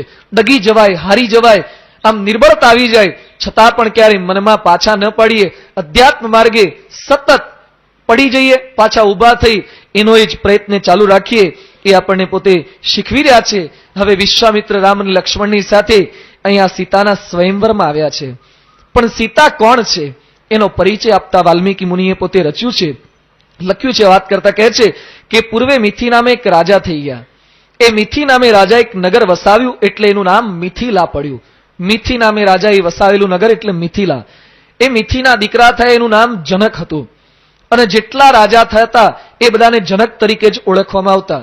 જેમ પરદેશની અંદર લુઈ 16મો, લુઈ 14મો, રાજા તો જુદા જુદા થતા હોય પણ એને લુઈ તરીકે ઓળખતા. એ પ્રમાણે એડવર્ડ 8મો, એડવર્ડ 5મો, આ પ્રમાણે એને કંઈક પદવી આપવામાં આવતી હતી, ઉપનામ જેવું હતું. એમ જનક એ પોતે આ કુળની અંદર મિથિલાના રાજા તરીકે રહેતા હતા. એના ત્યાં સીતાનો કઈ રીતે જન્મ થયો, સીતા કઈ રીતે પ્રગટ થઈ છે એની વાત કરતા વાલ્મીકી મુનિ પોતે લખે છે કે રાવણ એ મહાશક્તિશાળી હતો, અસુર હતો, રાક્ષસ હતો, લોકોને હેરાન પરેશાન કરતો હતો, દેવોને પણ પરેશાન કરતો હતો. એ રાવણે મનમાં વિચાર કર્યો કે આપણે ઋષિઓ પાસેથી પણ કંઈક કર પ્રાપ્ત કરીએ. ઋષિ મુનિઓ પણ લોકો એમને પણ દાન દક્ષિણા ઘણી બધી આપે છે, એમની પાસેથી પણ કરવેરો કંઈક લેવો જોઈએ. જ્યારે સાધુ સંતો મહંતો મંદિરો પાસેથી કરવેરો લેવાનો વિચાર આવે ને ત્યારે સમજવું કે રાવણ રાજ્યનો પ્રારંભ થઈ ગયો છે. સમજી જવાય છે ને? હા, એટલે અહીંયા કહે છે કે ઋષિઓ પાસેથી પણ કરવેરો લેવાનો વિચાર એ રાવણે પોતે કર્યો. અને રાવણે પોતાના સેનાપતિઓને આદેશ આપ્યો કે જેટલા ભારત વર્ષની અંદર ઋષિમુનિઓ હોય બધા પાસે ફરી વળો અને એ લોકો પાસેથી કરવેરો લો. ઋષિમુનિઓ કે અમે માંડ અમારું ગુજરાન ચલાવીએ છીએ, તમારા જેવા દાન દક્ષિણ આપે એમાંથી કઈ સત્કર્મ કરીએ છીએ. છતાં પણ ઋષિમુનિઓ પાસે આગ્રહ રાખ્યો, ઘણા બધાને મારે ત્રાસ આપે, કર આપવો જ પડશે, નહીં તો તમને મારી નાખવામાં આવશે. ઋષિમુનિ બધા ભેગા થયા કે ખરેખર રાવણનું પાપ એનો ગળો હવે ભરાયો છે. બધા ઋષિમુનિઓએ ભેગા થઈને એક એક ટીપું લોહી ભેગું કર્યું અને ગળાની અંદર સંગ્રહિત કર્યું. અને પછી રાવણના સેનાપતિ આવ્યા હતા, એના દ્વારા લોહી ભરેલો ગળો મોકલાયો અને કીધું કે તું કરવેરો માંગતો હતો ને, આ લે કરવેરો તને મોકલીએ છે. બધાનું લોહી ભેગું કરીને, તારે અમારું લોહી જ પીવું હતું ને. અને પછી ઋષિ મુનિઓએ કીધું કે આ ગળામાં જે લોહી ભેગું થયું છે એમાંથી જે ઉત્પન્ન થશે એ તારો નાશ કરનારું થશે, એ તારો કાળ બનીને રહેશે. રાવણે પોતે ગળો જોયો અને પછી કહે છે કે મને તો બ્રહ્માજીનું વરદાન છે, મનુષ્યને વાનર સિવાય કોઈ બીજું મારી ન શકે, તો આ ગળામાંથી ઉત્પન્ન થનાર મને ક્યાં મારવાનું. એકદમ અભિમાનમાં હતો. એણે પોતાના સેનાપતિને આદેશ આપ્યો કે નગરની બહાર છેક દૂર તમે દાટી આવો. એ લોકોએ જમીનની અંદર આ ગળો ત્યાં દાટી દીધો છે. એ ઉત્તર દિશામાં મિથિલાથી થોડેક દૂર એ ગળો દાટ્યો હતો. થોડાક વર્ષો પછી કઈ ઘટના એવી બની કે મિથિલાની અંદર 3-4 વર્ષ થયા છતાં પણ વૃષ્ટિ વરસાદ થતો નથી. ઋષિમુનિઓએ આદેશ આપ્યો કે રાજા જો સુવર્ણના હળ દ્વારા ખેતી કરે તો વરસાદ કંઈક પડે. એટલે જનક રાજા પોતે ખેતરમાં આવ્યા, સુવર્ણનું હળ લીધું. આમ તો રાજા કઈ ખેતી કરે નહીં, ક્ષત્રિય હતા, છતાં પણ એક સુવર્ણના હળ દ્વારા પોતાના ખેતરમાં પ્રથમ એ હળ ચલાવવા ગયા. એ સમયે અચાનક તેઓના હળ સાથે કંઈક અથડાયું. અંતરત પછી થોડુંક ખોદકામ કરીને જોયું તો એક ગડો હતો. એ ગડાની અંદર એક નાની બાળકી એ પોતે જન્મી ચૂકેલી હતી. અંદરથી એ બાળકીનો જન્મ થયો. ભૂમિમાંથી જન્મી એટલે એનું નામ ભુજા પડ્યું. ભૂમિમાંથી જન્મેલી એટલે ભુજા. બીજું જનકના ત્યાં બાળકી આવી એટલે બીજું નામ એનું જાનકી પડ્યું. જનકની દીકરી એટલે જાનકી. અને સંસ્કૃતની અંદર ખેતરમાં આપણે જે ચાસ કરીએ છીએ ને, ક્યારા જેવું કરીએ, એને સંસ્કૃતમાં સીતા કહે છે. ખેતરમાં ક્યારા કે ચાસ થાય ને સીતા કે, એટલે ત્રીજું નામ એનું સીતા પડ્યું છે. અને નારદજી પણ એને સીતા તરીકે ઓળખતા હતા. આ પ્રમાણે સીતાના જન્મનો ઇતિહાસ એ આપણા રામાયણ જેવા પવિત્ર ધર્મગ્રંથોની અંદર પ્રાપ્ત થાય છે. જનક તેના પાલક પિતા હતા. ખેતરની અંદરથી આ પુત્રી પ્રાપ્ત થઈ હતી. હવે ધનુષ્ય યજ્ઞનું આયોજન એ જનક રાજાએ કર્યું છે, પરંતુ ધનુષ્ય યજ્ઞનું આયોજન શા માટે કરવું પડ્યું એની વાત કરતા વાલ્મીકી મુનિ પોતે લખે છે કે દક્ષ યજ્ઞ કર્યો તો સતીની જવાની ઈચ્છા હતી, શિવજી ના પાડે છે, કથા આપણે સાંભળી ચૂક્યા છીએ. છતાં પણ સતી પોતે ત્યાં પધાર્યા. ગયા અને યજ્ઞની અંદર બળી મુવા શિવજી પોતે ત્યાં પધાર્યા. શિવજી પોતે દેવો પર ગુસ્સે થઈ ગયા. હે દેવો, જે યજ્ઞમાં મારો ભાગ નહોતો એ યજ્ઞમાં તમે કેમ સામેલ થયા? શિવજીએ ધનુષ્ય બાણ ચડાવ્યું અને દેવોને મારવા જતા હતા. દેવોએ આજીજી કરી, પ્રાર્થના કરી. શિવજી શાંત થયા અને પછી પોતાના હાથમાં જે ધનુષ્ય બાણ હતું એ પોતે દેવોને આપ્યું. દેવોએ વાત કરી, વિચાર કર્યો કે શિવનું ધનુષ્ય આપણે ક્યાં રાખવું? એટલે દેવોએ ફરતા ફરતા પસાર થતા હતા મિથિલા નગરીમાંથી અને જનક રાજાને થાપણ તરીકે રાખવા માટે આ શિવનું ધનુષ્ય આપ્યું હતું. એ જનક રાજાએ પોતાના રાજ્ય મહેલથી થોડેક દૂર એક સુંદર સ્થાનની અંદર ધનુષ્ય રાખ્યું, પણ એ ધનુષ્ય કોઈ ઉચકી શકે તેવું નહોતું. હજારો મનુષ્ય ભેગા થાય ત્યારે ધનુષ્ય સહેજ હલી શકે, ઊંચકી શકાય એટલું બળવાન એ ધનુષ્ય હતું. જનકની પરંપરામાં એ રોજ તેનું પૂજન એ થતું હતું. આ સીતાના પિતા જનક એ પણ રોજ એનું પૂજન કરવા માટે પોતાના રાજમહેલથી દૂર એ પોતે જતા હતા. એકવાર સીતા પોતે કંઈક પોતાની સખીઓ સાથે ગયા હશે, એમને ધનુષ્ય જોયું અને એમણે વિચાર કર્યો કે મારા પિતાને રોજ આટલે દૂર ધનુષ્યનું પૂજન કરવા આવવું પડે છે, તો મારા પિતાને તકલીફ ઓછી પડે એવું કરી દઈએ. અને સીતા પોતાની બહેનપણીઓ સાથે ફરતા ફરતા ત્યાં ગયા. ધનુષ્ય ઉચકીને પોતે લઈ આવ્યા. જનક બીજા દિવસે ગયા અને જોયું તો ધનુષ્ય ન મળે. કોણ લઈ ગયું કે હજારો માણસ જેને ઉચકી ન શકે? કોઈકે વાત કરી તમારી દીકરી આયા હતા અને તમારે પૂજા કરવા માટે દૂર આવવું પડતું, એટલે તમારી દીકરી ઉચકીને લઈ ગયા છે. જનક વિચાર કરે કે હજારો મનુષ્યથી જે ન ઉચકી શકાય, મારી એક નાનકડી દીકરી ઉચકી ગઈ. જનકે વિચાર કર્યો આ કોઈ દૈવી શક્તિ છે, કોઈ સામાન્ય દીકરી, સામાન્ય સ્ત્રી શક્તિ નથી. અને એમણે તે સમયે સંકલ્પ કે મારી દીકરીને જે ધનુષ્ય ઉંચકી શકે, જેની પણછ બાંધી શકે એવા રાજકુમાર સાથે જ તેના લગ્ન હું કરીશ. પોતાની દીકરી ગુણિયલ હોય તો સામે પાત્ર પણ એવું જ જોઈએ. આપણી દીકરી MBBS થયેલી હોય અને પછી અંગૂઠા છાપ પરણાવાય? સામે કે એવું પાત્ર જોઈએ, રૂપમાં, કુળમાં, ગુણની અંદર, સત્તામાં, સંપત્તિમાં. એટલે જનકે પણ કંઈક એવો સંકલ્પ કર્યો છે કે મારી દીકરીને આ ધનુષ્ય જે ચડાવી શકે એની સાથે ચાળ કરશું. સીતા માટે સ્વયંવરનું આયોજન છે. દેશ અને વિદેશના હજારો રાજાઓ ત્યાં પોતે પધારી ચૂક્યા છે. એમાં રામ અને લક્ષ્મણ પણ વિશ્વામિત્ર સાથે પોતે ત્યાં પધાર્યા. આગલા દિવસ રામ અને લક્ષ્મણ એ નગરમાં ઉતારો હતો. ત્યાંથી પોતે ગુરુ પૂછે છે, મારા ભાઈની કંઈક ઈચ્છા છે. જણાવતા રામ પોતે ગુરુને સંબોધિત છે, નાથ લખન પુરુ દેખન ચહી પ્રભુ સકોચ ડર પ્રગટન કહી. નાથ લખન પુરુ દેખન ચહી ઉસ કોચ ડર પ્રગટન ચૌરાઉર આ યસુમય પાવ નગર દેખાઈ તુરત લઈ આવો. એ રામ પોતે વિશ્વામિત્રને સંબોધન કરતા કહે છે, હે ગુરુજી, મારા ભાઈ નાના ભાઈ લક્ષ્મણની ઈચ્છા છે કે એને નગર જોવા માટે જવું છે, પણ સંકોચ વશાત તે કહી શકતો નથી, તમારી આગળ વાત કરી શકતો નથી. ને ગુરુને પૂછ્યા વગર તો નગરમાં ફરવા ના જવાય, કારણ કે દશરથ એ ગુરુના ચરણોની અંદર રામ અને લક્ષ્મણને સોંપ્યા હતા. રામ પોતે બોલે છે, તુલસીદાસ લખે છે કે રામ પણ પ્રથમ વખત મિથિલામાં આવ્યા છે, છતાં પણ રામ પોતે શું બોલ્યા કે તમે આજ્ઞા આપો તો મારા ભાઈને નગર બતાવીને આવું. તમે કઈ રીતે આમ બોલી શકો? તમે પણ જોયું તો નથી, પણ નગર બતાવીને આવું, હું એને બધું બતાવું. કારણ કે ભગવાન અને સંત માટે બધું હસતા મલકવત છે. એ ભલે પ્રથમવાર પધાર્યા, પણ એ બધું સતત એમના દ્વારા તો બધું દેખેલું જ છે, જોયેલું જ છે. વિશ્વામિત્ર કહે છે, તમે નગર જોવા નથી જતા, પણ નગરવાસીઓને દર્શન આપવા જાઓ છો, હું જાણું છું. દર્શન દાન આપવા જાઓ છો. જેમ આપણા મંદિરમાં પ્રતિષ્ઠા થવાની હોય અને પછી એની પૂર્વ રાત્રિએ, પૂર્વ સંધ્યાએ ભગવાનની નગર યાત્રા નીકળે છે. સમગ્ર શહેરના રાજમાર્ગ ઉપર ભગવાનની પ્રતિષ્ઠા થવાની હોય એટલે ભગવાન આખું નગર જોવા નીકળે છે કે મારો મત વિસ્તાર કેટલો છે, કેટલા માણસોને સંભાળવાના છે, કેટલા માણસોનું મારે ધ્યાન રાખવાનું છે. આમ તો ભગવાન સમગ્ર પૃથ્વીના જીવોનું ધ્યાન રાખે છે, પણ મહેસાણામાં જે ઠાકોરજી પધરાયા એને કેટલા માણસોનું આ ધ્યાન રાખવાનું છે, કેટલાના સંપર્કમાં લેવાના છે. એટલે ભગવાન પોતે જોવા નીકળે છે. બીજો ભગવાનનો આશય છે કે કેટલાક અજ્ઞાની જીવો કેટલાક અબુદ્ધ જીવો કંઈક એ ગ્રંથિને વશ થઈને આવતીકાલે મારી પ્રતિષ્ઠામાં નહીં આવે એટલે આપણે કૃપા કરીને એને દર્શન આપી આવીએ. ભગવાનની આવી કરુણા છે, આવી કૃપા છે એટલે ભગવાન દર્શન આપવા નીકળે છે. અહીંયા વિશ્વામિત્રે પણ વિચાર કર્યો કે રામ અને લક્ષ્મણ આવતીકાલે તેઓની પ્રતિષ્ઠા થવાની છે, પ્રતિષ્ઠા વધવાની છે.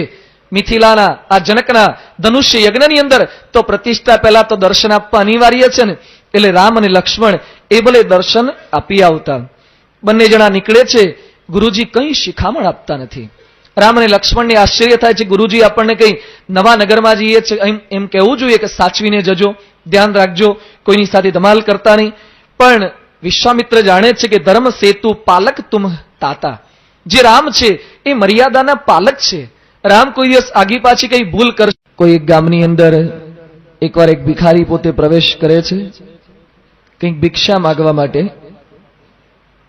છેલ્લા કેટલાય દિવસોથી એ ભૂખ્યો ને તરસ્યો માણસ હતો, ખૂબ આકુળ વ્યાકુળ બનેલો.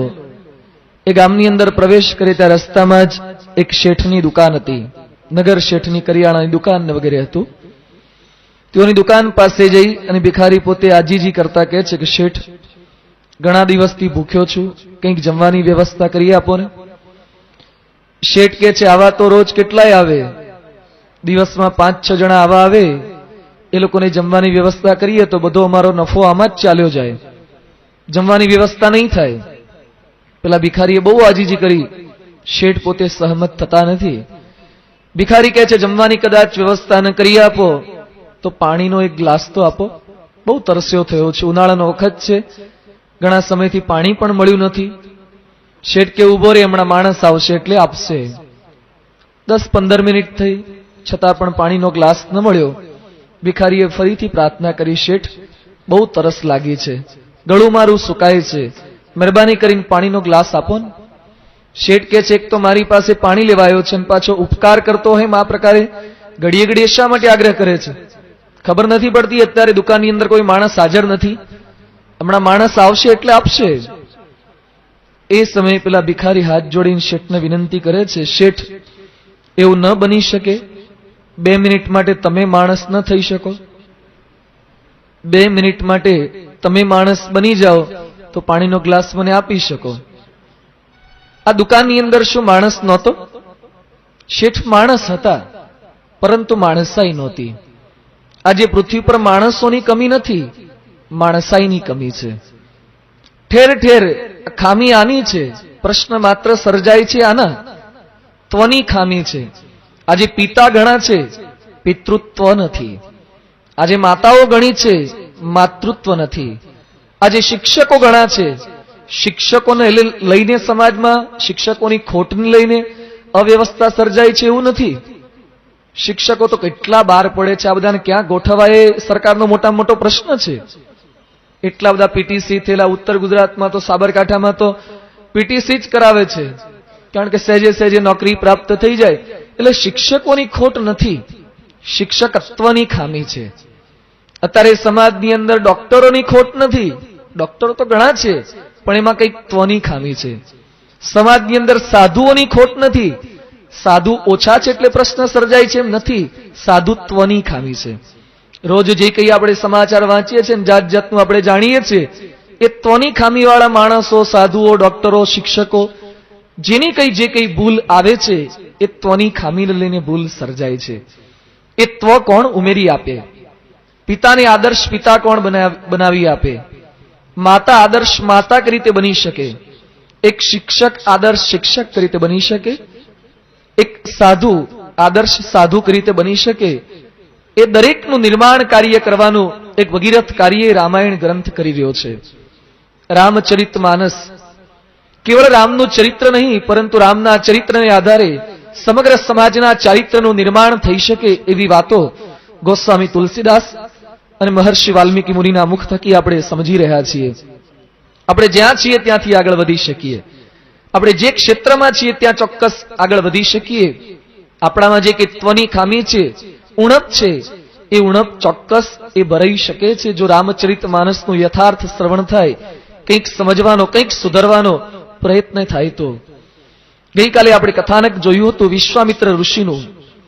જ્યારે રામ અને લક્ષ્મણ વિશ્વામિત્ર સાથે એ મિથિલા નગરીમાં પ્રવેશ કરે છે તે સમયે શતાનંદ ઋષિ અહલ્યા અને ગૌતમના સુપુત્ર એ રામ અને લક્ષ્મણને કહે છે કે રામ, તમે જેની સાથે ફરી રહ્યા છો એ વિશ્વામિત્ર કોઈ સામાન્ય ઋષિ નથી, ખૂબ વિદ્વાન છે, ખૂબ તપસ્વી છે, એનું આખ્યાન હું તમને સંભળાવી રહ્યો છું.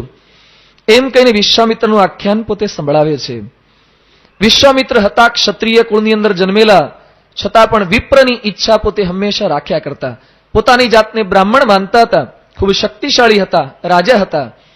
એકવાર પોતાના સૈન્ય સાથે, વર્ષો પહેલાનો આ પ્રસંગ છે, સૈન્ય સાથે પાછા ફરતા હતા. વશિષ્ઠ ઋષિના આશ્રમમાં ફર્યા. વશિષ્ઠ કહે છે મારા ત્યાં તમે રોકાઈ જાઓ. વિશ્વામિત્ર કહે છે આટલા મોટા સૈન્યની આગતા સ્વાગતા કરી તે શક્ય બનશે? તે વખતે વશિષ્ઠ મુનિ કહે છે કે મારી પાસે ગાય છે, નંદીની ગાય છે, શબલા ગાય છે, કામધેનુની સુપુત્રી હતી આ નંદીની ગાય. એ નંદીની ગાય થકી બધી આગતા સ્વાગતા તમારી થઈ જશે. અને ખરેખર એવી દૈવી ગાય હતી. જેટલા કઈ હજારો સૈનિકો હતા બધાની જમવાની વ્યવસ્થા થઈ ગઈ. જેમ અક્ષય પાત્ર આવે છે ને, અક્ષય પાત્રમાંથી જેટલું કઈ જોઈએ એટલું બધું નીકળ્યા જ કરે, એમ ગાય પણ એવી દૈવી ગાય હતી. એની પાસે સંકલ્પ કરે બધું પ્રાપ્ત થયા કરતું હતું. વિશ્વામિત્ર સાથે જે કઈ હજારોનું સૈન્ય હતું એ બધા જમ્યા. વિશ્વામિત્રને આશ્ચર્ય થયું કે જંગલમાં આટલા બધાની એક સાથે થોડાક સમયમાં સુવિધા કેમની થઈ ગઈ. વશિષ્ઠને પૂછ્યું કરી તે આટલા બધાની સુવિધા કરી શક્યા? એ કહે છે કે મારી પાસે નંદીની ગાય છે. અંતરત વિશ્વામિત્રનું મન એ લોભાયમાન થયું. વિશ્વામિત્ર કે મને ન આપો, માગણી કરી. માગણી કરશે મૂલ્ય ઘટશે. જે માગે છે ચોક્કસ મૂલ્ય ઘટે છે. વશિષ્ઠ કહે છે હું ન આપી શકું. અમારા આશ્રમની બધી વિધિ વિધાન, યજ્ઞ આદિક, એના માટે આ ગાય ખૂબ જ જરૂરી છે, અનિવાર્ય છે. વિશ્વામિત્ર ખૂબ આગ્રહ કરે છે કે એના બદલામાં તમને હજારો હાથી, ઘોડા, જે કંઈ જોઈએ બધું આપું, પરંતુ મને આ ગાય આપી દો. વશિષ્ઠ ના પાડે છે. વિશ્વામિત્ર પોતાના સૈનિકોને આદેશ આપે છે કે કોઈ પણ ભોગે આને જૂટવીને પણ લઈ લો. માણસ મનમાં નક્કી કરે પછી કોઈ પણ ભોગે એ લીધે જ છૂટકો કરે છે. એ વખતે ગાય પોતે વશિષ્ઠના ચરણોમાં દોડીને ગઈ, રડવા લાગી. ગાય આંસુ સારે છે કે મારે જવું નથી, તમે મને શા માટે મોકલો છો? વશિષ્ઠ કહે છે મારે મોકલવી નથી, છતાં પણ વિશ્વામિત્ર હઠાગ્રહ કરીને મારા હાથમાંથી, મારા કુળમાંથી તને જૂટવીને લઈ જઈ રહ્યા છે. ગાય કહે છે હું મારો પરચો બતાવું? અને પછી ગાયે પોતાનો પરચો બતાવ્યો. લખે છે આપણા શાસ્ત્રોમાં કે ગાયના છાણની અંદરથી, યોનિમાંથી જાત જાતના અસુરો એ ઉત્પન્ન થયા અને વિશ્વામિત્રના સૈન્યને મારી નાખ્યું. વિશ્વામિત્રના દીકરાઓ 100 દીકરા એ વશિષ્ઠ ઋષિને મારવા માટે જતા હતા. એ વખતે વશિષ્ઠની દ્રષ્ટિ માત્રે 100 દીકરા પણ બળી ગયા. વિશ્વામિત્ર એકદમ પરાસ્ત થયા છે, પરાજય સ્વીકાર કર્યો, પોતાને નિર્બળ માની અને વધુ તપ કરવા ચાલ્યા ગયા. પૂર્વકાળમાં કેવું હતું, કોઈકની સાથે જીત પ્રાપ્ત કરવી હોય તો તપ કરવા જતા રહેવાનું. તપ કરે, કંઈક શક્તિ સંપાદિત કરે અને ફરીથી પાછું એની સામે લડવા જવાનું. વિશ્વામિત્ર તપ કરવા ગયા હિમાલય પર. શિવજી પ્રસન્ન થયા, સાંગોપાંગ ધનુર્વેદનું જ્ઞાન આપ્યું, અસ્ત્ર શસ્ત્રનું તમામનું જ્ઞાન આપ્યું. પછી વશિષ્ઠના આશ્રમે ગયા. જંગલમાં ગયા અને તમામ જંગલની આગ લગાડી દીધી. પશુઓ, પક્ષીઓ બધા જંગલની અંદર જે કંઈ હતા, કેટલાક બળી મુવા, કેટલાક ભાગી ગયા. વશિષ્ઠને ખબર પડી. વશિષ્ઠ કહે છે આવ વિશ્વામિત્ર, તારો અહંકાર ખૂબ વધી ગયો છે, આજે તારો અહંકાર ટાળ્યો જ છૂટકે. જોઈએ આજે તારું બળ વધે છે કે મારું બ્રહ્મ બળ વધે છે. ક્વચત એક ક્ષત્રિય બલમ ક્વચ બ્રહ્મ બલમ મહત પશ્ય બ્રહ્મ બલમ દિવ્યમ મમ ક્ષત્રિય પાંસન. વિશ્વામિત્ર એક પછી અસ્ત્ર અને શસ્ત્ર પોતે નાખતા જાય છે. શિવજી થકી જે કઈ વિદ્યા સંપાદિત કરી તેનો બધો જ પ્રયોગ કરે છે. વશિષ્ઠ પોતાના હાથની અંદર કેવળ એક બ્રહ્મ દંડ લઈને ઊભા છે. આજે દક્ષિણ ભારતના કેટલાક સંન્યાસીઓ પોતાના હાથમાં ચિન્નાજીયર સ્વામી વગેરે એક લાંબો દંડો રાખતા હોય છે. દંડ રાખીને પોતે ફરતા હોય છે. આ લોકો પાસે, વશિષ્ઠ પાસે એ પ્રકારે બ્રહ્મ દંડ હતો. પલાશનો દંડ જે આવે એક પ્રકારનો આખો દંડ હતો. દંડ પોતાના હાથમાં રાખ્યો હતો. વિશ્વામિત્ર જેટલા કઈ શસ્ત્ર ઉગામે એ દંડ આમ ધરે અને એક પણ શસ્ત્રની કારી સહેજ પણ ભાવે નહીં. વિશ્વામિત્ર ખૂબ ચિંતામાં પડી ગયા. વિશ્વામિત્રને દુઃખ થયું. દિક્બલમ ક્ષત્રિય બલમ બ્રહ્મ તેજો બલમ બલમ એકેન બ્રહ્મ દંડેન સર્વાસ્ત્રાણી હતાની મેં. એક બ્રહ્મ દંડ આગળ મારું કોઈ અસ્ત્ર કે શસ્ત્ર કેમ કામ લાગતું નથી? આટલી વિદ્યા મેં સંપાદિત કરી, છતાં પણ વશિષ્ઠ પાસે એવું તો શું છે, એવું કયું બ્રહ્મ બળ છે કે મારી કોઈ બુદ્ધિ, મારી કોઈ કળા, મારું કોઈ શસ્ત્રનું જ્ઞાન એ કામ લાગતું નથી? આ બ્રહ્મ બળ એટલે કે ભગવાનનું બળ. ભગવાન અને સંત પાસે જે બળ છે ને એ બળ આગળ દુનિયાના કોઈ જ બળ એ ક્યારેય કામ લાગતા નથી. ભગવાન અને સંતના બળ આગળ રૂપ, કળા, બુદ્ધિ, સત્તા એ બધું શૂન્ય જેવું આપણને લાગે છે. ઓક્સફર્ડ યુનિવર્સિટીના એક સમયના કુલપતિ રૂડિયાર્ડ કિપલિંગ, એને જ્યારે ઓક્સફર્ડ યુનિવર્સિટીમાં કેટલાક વિદ્યાર્થીઓ અભ્યાસ કરી રહ્યા અને અભ્યાસ કર્યા પછી બહાર નીકળતા હતા, એ સમયે તમામ વિદ્યાર્થીઓ બેઠા હતા. એને સંબોધન કરતા છેલ્લી વિદાયની એક શીખ આપી હતી. ખૂબ અદ્ભુત આ પ્રોફેસરે પોતાના છાત્રોને શીખ આપી. એની અંદર આ પ્રોફેસર બ્રહ્મબળની વાત કરતા શું લખે છે? One day after you have become masters in your fields. એક દિવસ પછી તમે અહીંયાથી કોલેજનો ત્યાગ કરીને જશો એટલે તમારા ફિલ્ડમાં માસ્ટર બની જશો.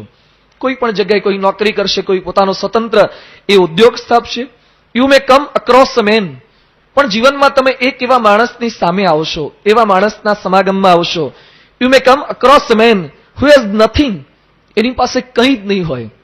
એ man who may not even know how to write his name, કદાચ એ માણસ પોતાનું નામ કઈ રીતે લખવું એ પણ નહીં જાણતો હોય, સાવ અભણ હશે.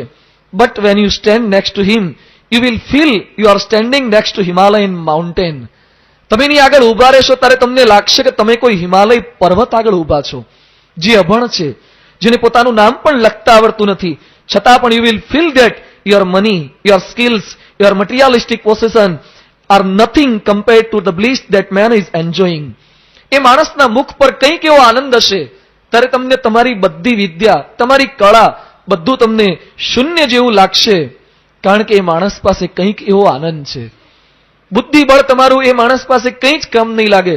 સ્વામી વિવેકાનંદ કેટલા બુદ્ધિશાળી, મેધાવી પ્રતિભા. એના માટે કહેવાય છે કે મેમરી એની કેવી હતી? Photographic memory. એકવાર વાંચ્યા પછી એ પોતે પાનું ફાડી નાખે છતાં પણ યાદ રાખી શકતા હતા. આટલા બુદ્ધિશાળી. સ્વામી વિવેકાનંદનું અંગ્રેજી કેટલું પાવરફુલ. 1893માં શિકાગોની ધર્મ પરિષદમાં જે અંગ્રેજીમાં પ્રવચન આપ્યું હતું, ધોળિયા અને અમેરિકાના પણ કેટલાક માણસો એ મુખની અંદર આંગળા નાખી ગયા હતા. એની અંગ્રેજી પ્રવચનની કેસેટ સાંભળી છે અમે. શું અંગ્રેજી બોલે છે વિવેકાનંદ સ્વામી! એ વિવેકાનંદ સ્વામી પણ રામકૃષ્ણ પરમહંસના ચરણોમાં સમર્પિત થઈ ગયા. આટલો ભણેલો માણસ રામકૃષ્ણ પરમહંસને કેમ સમર્પિત થઈ ગયો? વિવેકાનંદ સ્વામી આટલા વિદ્વાન, રામકૃષ્ણ પરમહંસ અંગૂઠા છાપ. એને અક્ષરનું પણ સહેજ પણ જ્ઞાન નહોતું. છે નહીં, એ દુરાચરણ ક્યારે કરશે નહીં. રામ મર્યાદા પુરુષ છે. આની જગ્યાએ કૃષ્ણને જવું હોય તો? અને ખરેખર એવું બન્યું હતું. કૃષ્ણ પોતે જ્યારે કંસે બોલાયા ત્યાં મથુરાની અંદર અને પોતાના પિતા સાથે, પોતાના ભાઈ સાથે, બલરામ સાથે પધાર્યા અને પૂર્વ રાત્રે પેલા કુસ્તીને તે વાર હતી, બીજા દિવસે કુસ્તી થવાની હતી, મલ્લ કુસ્તી. એના આગલા દિવસે એ કૃષ્ણ પોતે પોતાના પિતા નંદ બાવાને કહે છે કે હું નગર જોવા જઉં. એ કે છે ના, સેટ પણ જરૂર જ નથી. એને સીધી ના જ પાડવાની હોય, કારણ કે એનું નક્કી જ નહીં ક્યારે શું કરી બેસે. એ કે છે પણ મોટા ભાઈ બલરામ મારી સાથે આવે છે. એ કે પણ બલરામને પણ તું બોટલમાં પૂરી દે એટલો હોશિયાર છે. ભલે બલરામ મોટો રહ્યો પણ બલરામને તું પણ ઘણી વાર છેતરી જાય છે. અને પછી કૃષ્ણે બહુ આગ્રહ કર્યો. નંદ બાવા કહે છે જોજે, ધ્યાન રાખજે, શિખામણના પોટલા બંધાવવા પડે. હા, ટન બંધ એને શિખામણ આપવી પડે, કારણ કે જાત જાતની લીલા કરી નાખે. એટલે કૃષ્ણ પોતે કૃષ્ણને સલાહ આપે છે. નંદ બાવા કડક થઈને કહે છે જોજે, ધ્યાન રાખજે, એકદમ સીધા જવાનું, સીધા પાછા આવવાનું, ક્યાંય આગા પાછા નહીં થવાનું. કૃષ્ણ કહે છે પણ બાપુજી વચ્ચે દિવાલ આવે તો શું કરવાનું? અલા, દિવાલ આવે તું અત્યારથી પાછો જાત જાતનું દિવાલનું આયોજન, સીધા જવાનું, સીધા આવવાનું, એટલે સીધી રીતે જવા આવવાનું છે. આ પ્રમાણે કૃષ્ણ જાત જાતના ચરિત્ર કરે. અને પછી નંદ બાવા કહે છે કોઈની સાથે સહેજ પણ વાત નહીં કરવાની, કોઈને બોલાવાના નહીં. કૃષ્ણ પણ કે કોઈ સામેથી બોલાવે તો? એની આગળ બધા જ તર્ક છે, એની આગળ બધી જ દલીલો હોય છે. નંદ બાવા એકદમ ગુસ્સે થઈ ગયા, તું કેન્સલ જ રાખ, જવાનું બંધ જ રાખ, કારણ કે મને ખબર છે તું કઈ પ્રોગ્રામ કરીને જઈશ. અને પછી કૃષ્ણને કહે છે, કૃષ્ણે બહુ આગ્રહ કર્યો. નંદ બાવા કહે છે કે તું જા, પણ એક પણ પૈસાની ખરીદી કરવાની નથી મથુરામાંથી, કોઈની દુકાનમાંથી કંઈ પણ વસ્તુ લેવાની નથી, કંઈ ખરીદવાનું નહીં. કૃષ્ણ કે ખરીદવાનું નહીં તો લૂંટવાનું કે? એક લૂંટવાનો વાંધો નહીં. અને ખરેખર લૂંટે છે, જાત જાતનું દરજીઓની દુકાનમાં જઈને બધું પૈસા વગર જ બધું કામ ધંધો કરીને આવે છે. કેટલા પેલા ધોબીને પણ સીધો કરીને આવે છે. એને ના પાડી હોય છતાં પણ બધું કરીને આવે. એ કૃષ્ણ છે, કારણ કે લીલા પુરુષોત્તમ છે. આ રામ એ પોતે મર્યાદા પુરુષોત્તમ છે. એ પોતે જતા હોય છે. વિશ્વામિત્ર કહે છે કરહુ સુફલ સબકે નયન સુંદર બદન દેખાઈ. વિશ્વામિત્રના ચરણોની અંદર પ્રણામ કરી અને બંને નીકળ્યા છે. પીળા વસ્ત્રો પરિધાન કર્યા છે, કેડે બાથા છે, હાથમાં ધનુષ્ય છે, ચંદનનું લેપન કર્યું છે. શ્યામલ અને ગૌર વર્ણની બંને ભાઈઓની જોડી છે. સિંહ જેવી કાંદ છે, વિશાળ બાહુ છે, છાતી પર ગજમુક્તાની માળા એ શોભી રહી છે. લાલ કમળશા નેત્ર એ રામના શોભી રહ્યા છે. ચંદ્ર જેવું બદન છે, કાનની અંદર સોનાના કર્ણફૂલ એ શોભી રહ્યા છે. કપાળમાં રાજ તિલક કર્યું અને કાળા ને વાંકડિયા વાળવાળા રામ અને લક્ષ્મણ એ મિથિલાના રાજમાર્ગ ઉપરથી પોતે પસાર થઈ રહ્યા છે. વાયુ વગે બધે સમાચાર પહોંચી ગયા કે રામ અને લક્ષ્મણ રાજકુમાર એ નગરની અંદર પધાર્યા છે, નગર જોવા માટે નીકળ્યા છે. લોકોના ટોળે ટોળા વળી ગયા, મોટા મોટા માણસો પણ આવવા લાગ્યા, સ્ત્રીઓ પુરુષો પણ કોઈ નજીક નથી આવતા, દૂર રહ્યા તકા જોયા કરે. અને કેટલાક નાના નાના બાળકો એ નજીક પહોંચી ગયા રામ અને લક્ષ્મણની પાસે, કારણ કે બાળકો એ નિર્દોષ હોય છે, બાળકના મનમાં કોઈ આંટી નથી હોતી. પૂર્વગ્રહ એ બધો મોટાના મનમાં જ આપ્યો હોય છે, કારણ કે બાળકો ઘણીવાર આપણે જોઈએ છે, બે બાળકો પડોશી હોય, આપણા પડોશી, એનો બાળકને આપણો બાળક ઝઘડે, આપણે આપણા બાળકનો પક્ષ લઈને ઝઘડવા જઈએ, પેલા ભાઈ સાથે ઝઘડો ચાલતો હોય ત્યાં તો આપણા અને પેલાનો બાળક બંને રમવા માંડ્યા હોય, એના મનની અંદર કઈ આંટી રહેતી નથી, એ નિર્દોષ છે, બધું ભૂલી જાય છે, એના મનમાં કોઈ દોષ નથી. એકવાર એક બાળક સ્કૂલેથી પાછો આવ્યો ને એના બાપુજીને કહે છે હવે આવતીકાલથી સ્કૂલે નહીં જવું. એ કે કેમ સ્કૂલે નહીં જવું? જન્માષ્ટમીની રજા તો કઈ પડી નથી, તો જવાની કેમ ના પડે છે? એ કે મારા સાહેબના મગજનું ઠેકાણું જ નથી. તારા સાહેબના મગજનું કેમ ઠેકાણું નથી? એ કે મારા ગણિતના શિક્ષક છે એને કઈ ખબર જ પડતી નથી. શું ખબર નથી પડતી? એ કે 2 દિવસ પહેલા એવું મને ગણિતમાં શીખવાડ્યું કે 3 + 2 = 5 થાય, 3 + 2 = 5. અને ગઈકાલે ક્લાસમાં એવું ભણાવ્યું કે 4 + 1 = 5. એ હજી નક્કી જ કરી નથી શકતા કે કેટલા વત્તા કેટલા બરાબર 5 થાય. એ નક્કી નહીં કરે ત્યાં સુધી આપણે સ્કૂલે નહીં જઈએ. બાળકને ખ્યાલ નથી આવતો, સાવ નાનો હોય, ભૂલ કોઈને ખબર ના પડે. ઘણીવાર આપણે કપટ કરીએ, કોઈ મહેમાન આવે ને ત્યારે આપણે બોલીએ કે તમે થોડાક મોડા પડે, હા હમણાં જ જ્યુસ બનાવ્યું તું ખાલી થઈ ગયું. તાર છોકરો કે પપ્પા જ્યુસ ક્યાં બનાવ્યું તું? ચૂપ બેસ ને, હવે નથી બોલવાનું બધું. પણ ઘણીવાર આપણી ઘરની પોલ બધી બાળકો ઉગાડી પાડી દેતા હોય છે. આ બાળમંડળમાં આવીને ઘરનું તમારું ઘણું કહી દે છે, સંતોને બધી વાત કરી દેતા હોય છે, ઘરમાં આગુ પાછું આમ થાય છે તેમ થાય છે ને. બાળક નિર્દોષ છે, એ ક્યારેક કપટ પોતાના મનની અંદર એ રાખી શકતો નથી. બાળકો એકદમ એ રામની નજીક આવી ગયા. રામ બાળકો સાથે ખૂબ સુંદર વાર્તાલાપ કરે છે. રામ બાળકોને વાર્તા કહેવા લાગ્યા, રામ ને લક્ષ્મણ. એટલે બાળમંડળનો પ્રારંભ મને હું માનું છું ત્યાં સુધી રામે કર્યો લાગે છે. એ વખતથી આ બધી બાળમંડળની રચના અને પ્રારંભ થઈ ગયો હતો. રામની સાથે બાળકો ચાલે છે. બધા લોકો પણ પોતાના કામ છોડી અને રંક માણસ જેમ ખજાનો લૂંટવા માટે તત્પર બને એમ બધી સ્ત્રીઓ પણ પોતાની અટારીમાંથી જોવા લાગી છે. જેટલી ઊંચાઈએથી જોઈએ એટલું ચિત્ર સ્પષ્ટ દેખાય એમ બધી સખીઓ જોતા જોતા પોતે બોલે છે, કહું સખીયસ કો તનુદારી જો ન મોયહ રૂપ નિહારી. કહું સખીયસ કો તનુદારી જો ન મોહયઃ રૂપ નિહારી. સખીઓ પરસ્પર વાર્તાલાપ કરે છે. સખી જોતો ખરી તું આનું રૂપ તો જો. આને એકવાર જોયા પછી કોઈ માણસ મુગ્ધ ન થાય એવું ક્યારેય બની ન શકે. ભગવાન અને સંતની મુખાકૃતિ એવી છે, એના મુખ પર કંઈક અનેરું આકર્ષણ એવું હોય છે. ભગવાન સ્વામિનારાયણ એકવાર સારંગપુરની બાજુમાં બરવાળા ગામ છે, ત્યાં ઘોડી લઈને પોતે નારાયણ ધરે, એ પોતે નારાયણ કુંડે કંઈક ઘોડીને પાણી પાવા ગયા છે. અને બરવાળાની અંદર વશરામ લુવાણાની સ્ત્રી રાધા હતી અને ડાયા સુથારની માં, આ બંને સ્ત્રીઓ પણ ત્યાં નદીમાં પાણી ભરવા આવી હતી. ભગવાન સ્વામિનારાયણનું એકવાર મુખારવીન જોયું અને પછી પાણીના બેડા મૂકી અને ભગવાન સ્વામિનારાયણ તો ઘોડી પર આરૂઢ થઈ અને ગઢપુર બાજુ જતા હતા. એ બંને સ્ત્રીઓ એ મહારાજની પાછળ પાછળ ચાલતી ચાલતી છે ગઢપુર પહોંચી ગઈ. 45 કિલોમીટર થાય છે અંતર. આટલું ચાલતી ચાલતી મહારાજની પાછળ પહોંચી ગઈ અને મહારાજને કહે છે, મહારાજ હવે કાયમ માટે અહીંયા જ રહેવું છે. મહારાજની મુખાકૃતિનું આકર્ષણ. એ જે પેલી સ્ત્રી હતી રાધા, એના ઘરે તો ધાવણો બાળક હતો, એને છોડીને આવી ગઈ હતી. આપણે ભાગવતમાં પણ વાંચીએ છીએ કે કૃષ્ણ ભગવાનનું એકવાર મુખારવીન જોયા પછી, એકવાર સ્પર્શ કર્યા પછી ગોપીઓ કહે છે કે એમને પંચ વિષયના સુખ એ ખારા ઝેર જેવા લાગે છે. ભગવાન અને સંતના મુખનું આકર્ષણ છે. આજે પ્રમુખ સ્વામી મહારાજ પણ અહીંયા પધારે ત્યારે સ્વામીજી પૂજા કરતા હોય, એમાં કેટલા બધા માણસો આપણે દર્શને આવીએ છીએ. પ્રમુખ સ્વામી માટે ક્યારે આપણે બોલતા નથી, પ્રમુખ સ્વામીને જોવા જઈએ છીએ. બહાર ઘણા બધા ભેગા થાય ને ત્યારે બોલે પેલા મહાત્માને જોઈ આવીએ કેવા લાગે છે. સ્વામીજીના દર્શન માટે પધારીએ છીએ. ભગવાન અને સંતના મુખ ઉપર કંઈક એવી દિવ્યતા છે. સ્વામીજી ચાલતા હોય, વોકિંગ કરતા હોય, એના દર્શન કરવા પણ લોકો ભેગા થાય છે. હવે ચાલતા હોય એમાં શું જોવાનું? ઘરે જઈને કહી જોજો, ઘરના ફળિયામાં વોકિંગ કરજો, છોકરાને બૈરાને બેહાડજો. જોવે છે કોઈ? આપણે વોકિંગ કરીએ ને ઘરવાળાને કહેવાનું કે હું વોકિંગ કરું છું, તમે કીર્તન ગાઓ. એ કે છાના માના આવા ખોટા ધંધા ના કરો, ઓફિસે જાઓ, આ ટાઈમ ના બગાડો. વોકિંગ કરવું હોય રોડ પર જઈને કરી આવો. આપણે વોકિંગ કરીએ કોઈ જોવા રાજી નથી. આપણે પૂજા કરીએ, આપણી પૂજા કોઈ જોવા રાજી છે? આપણે જમતા હોય આપણા દર્શન કરવા કોઈ રાજી છે? આપણે કોઈ સુવા જતા હોય કોઈ જોવા રાજી છે? આજે અખિલમ મધુરમ, ભગવાન અને સંતનું બધું મધુર લાગે છે. દિવ્યતા છે, કંઈક દિવ્યતા. અહીંયા રામના મુખ પર કંઈક એવી દિવ્યતા જોઈ અને સ્ત્રીઓ પરસ્પર વાતો કરે છે. આ કોણ છે? એક સખી કહે છે આ દશરથના પુત્રો છે. એ ક્યાં કોણ છે? પણ એ કે વિશ્વામિત્ર સાથે નીકળ્યા છે અને આપણે વાત નહોતી જાણી કે સુબાહુને મારીશને મારી નાખ્યા, આ બે જણાએ માર્યા. એટલે એક સખી બીજીને કહે છે આવડા નાનકડાને મારીશને સુબાહુનો વધ કેમનો કર્યો હશે? ખરેખર આ તો કઈ દૈવી શક્તિ છે. આવડા નાનાની અંદર કંઈક મોટી શક્તિ લાગે.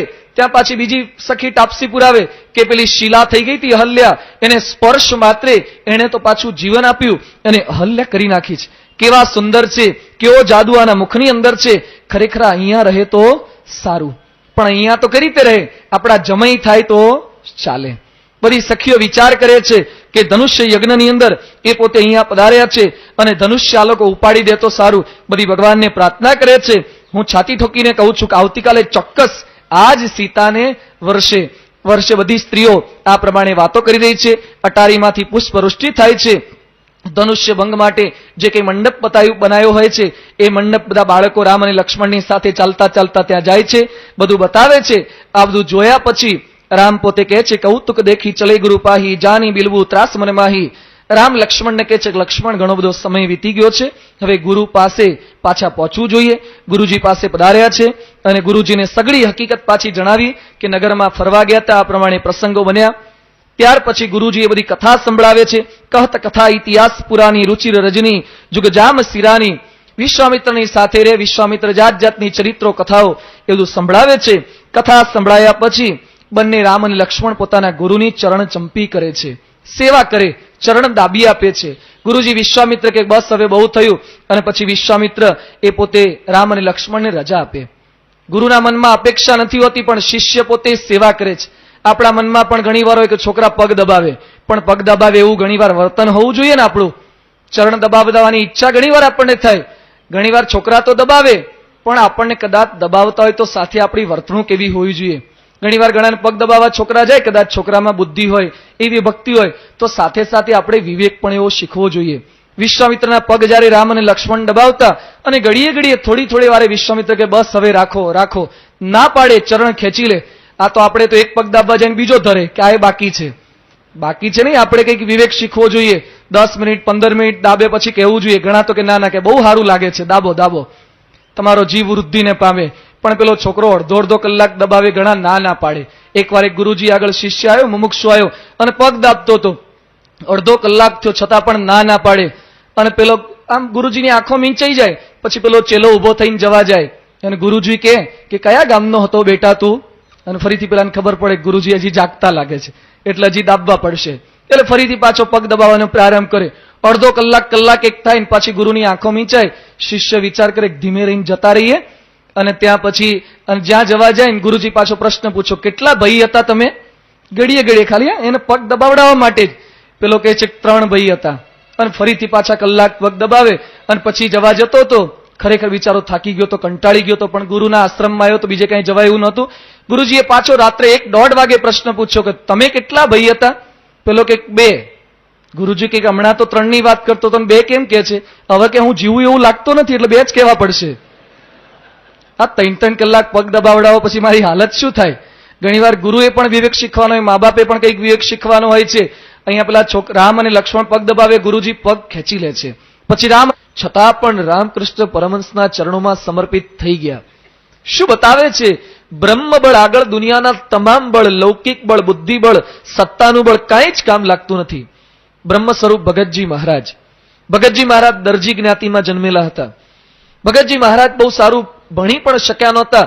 પરાગજી દરજીની સહી એવું એકમાત્ર થોડોક ઉલ્લેખ પ્રાપ્ત થાય છે.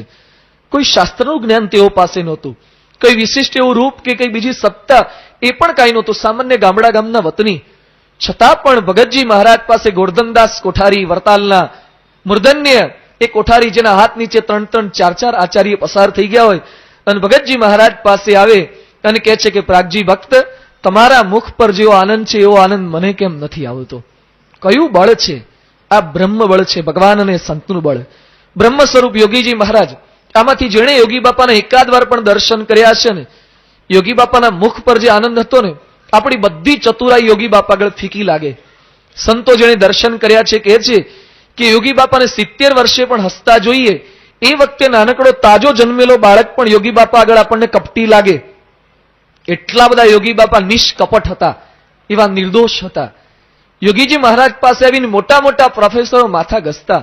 પાંડુરંગ શાસ્ત્રીજી, એ તો પોતે દાંબા સીધાવે અગેશ્વર સંપ્રદાયના અધિષ્ઠાતા પ્રણેતા, બહુ વિદ્વાન હતા, ગીતાના પ્રખર જ્ઞાતા હતા, પ્રવચન ખૂબ સુંદર કરી શકતા હતા.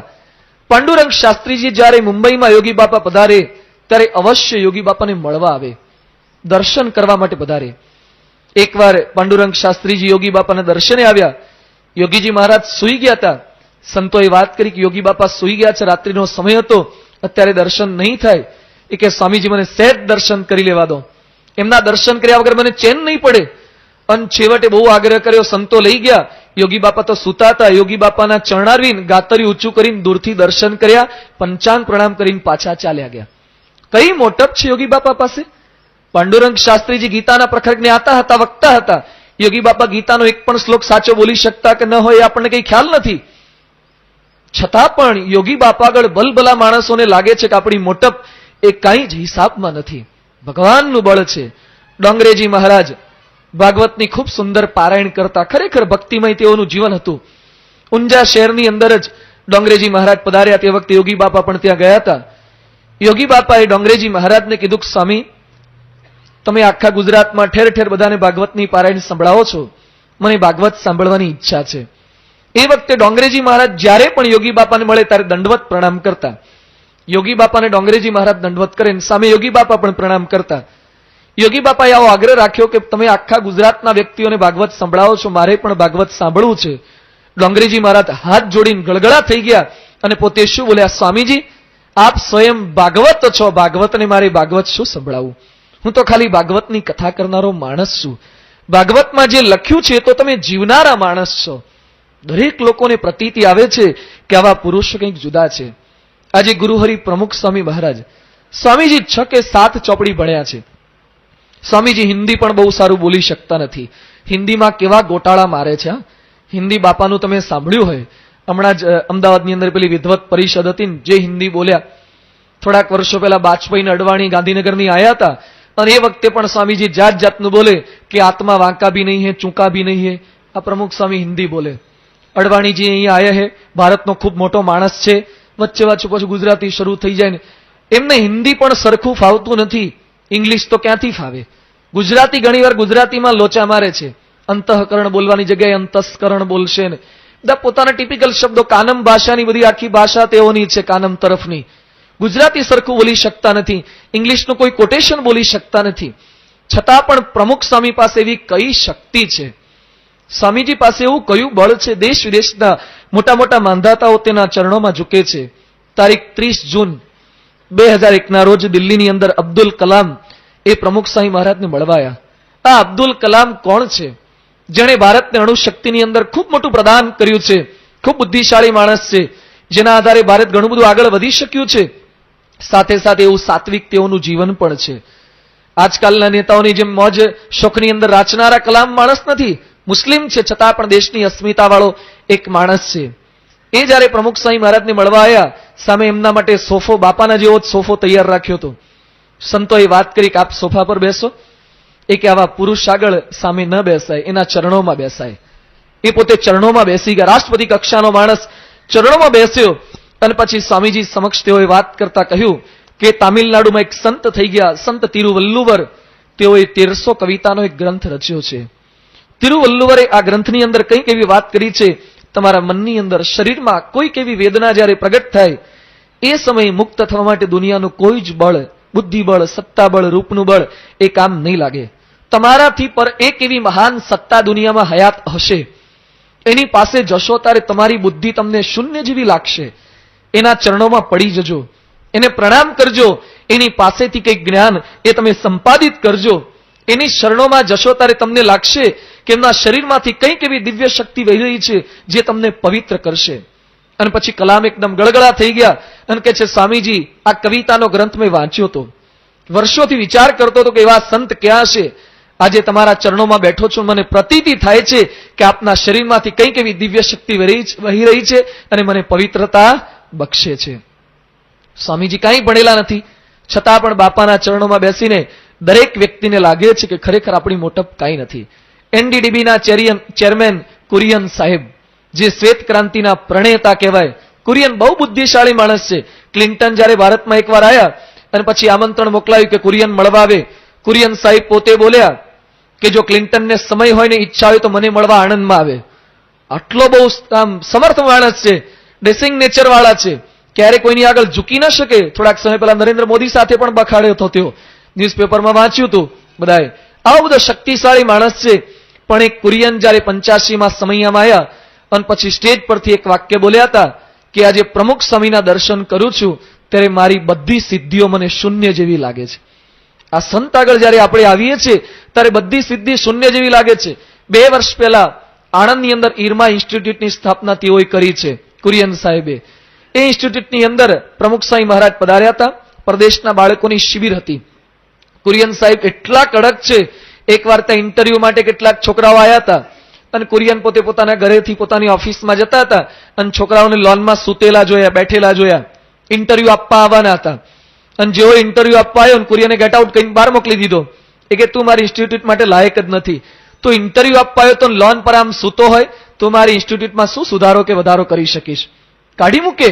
આટલો કડક માણસ છે. પણ આ છોકરાઓની શિબિર હતી, એણે બાપાનો ઉતારો પોતાની આ જે કોલેજ છે એની અંદર રખાયો, સ્પેશિયલ રૂમની અંદર. બધું ચેક કરવા જાય, પોતાના સેવકોને ત્યાં મોકલી દીધા. છેવટે પોતે બાથરૂમ ચેક કરવા ગયા કે પ્રમુખ સ્વામી અહીંયા ઉતરવાના છે, એનું બાથરૂમ પણ ચેક કરવું પડે. એ પોતે સ્વામીજી જે સંડાસ વાપરવાના હતા એ સંડાસ ચેક કરવા ગયા. પેલો કોક આવે, ફ્લશ કોક, એ ચેક કરી જોયો. આટલે સુધી માણસ એ પોતે સ્વામીજીની આગતા સ્વાગતા સરભરા કરે છે, કોઈની આગળ ન ઝૂકે. આજે આવા સંત આગળ માણસ ઝૂકી જાય છે. કઈ મોટપ છે સ્વામીજી આગળ. બહારના માણસોનો વિચાર ન કરીએ.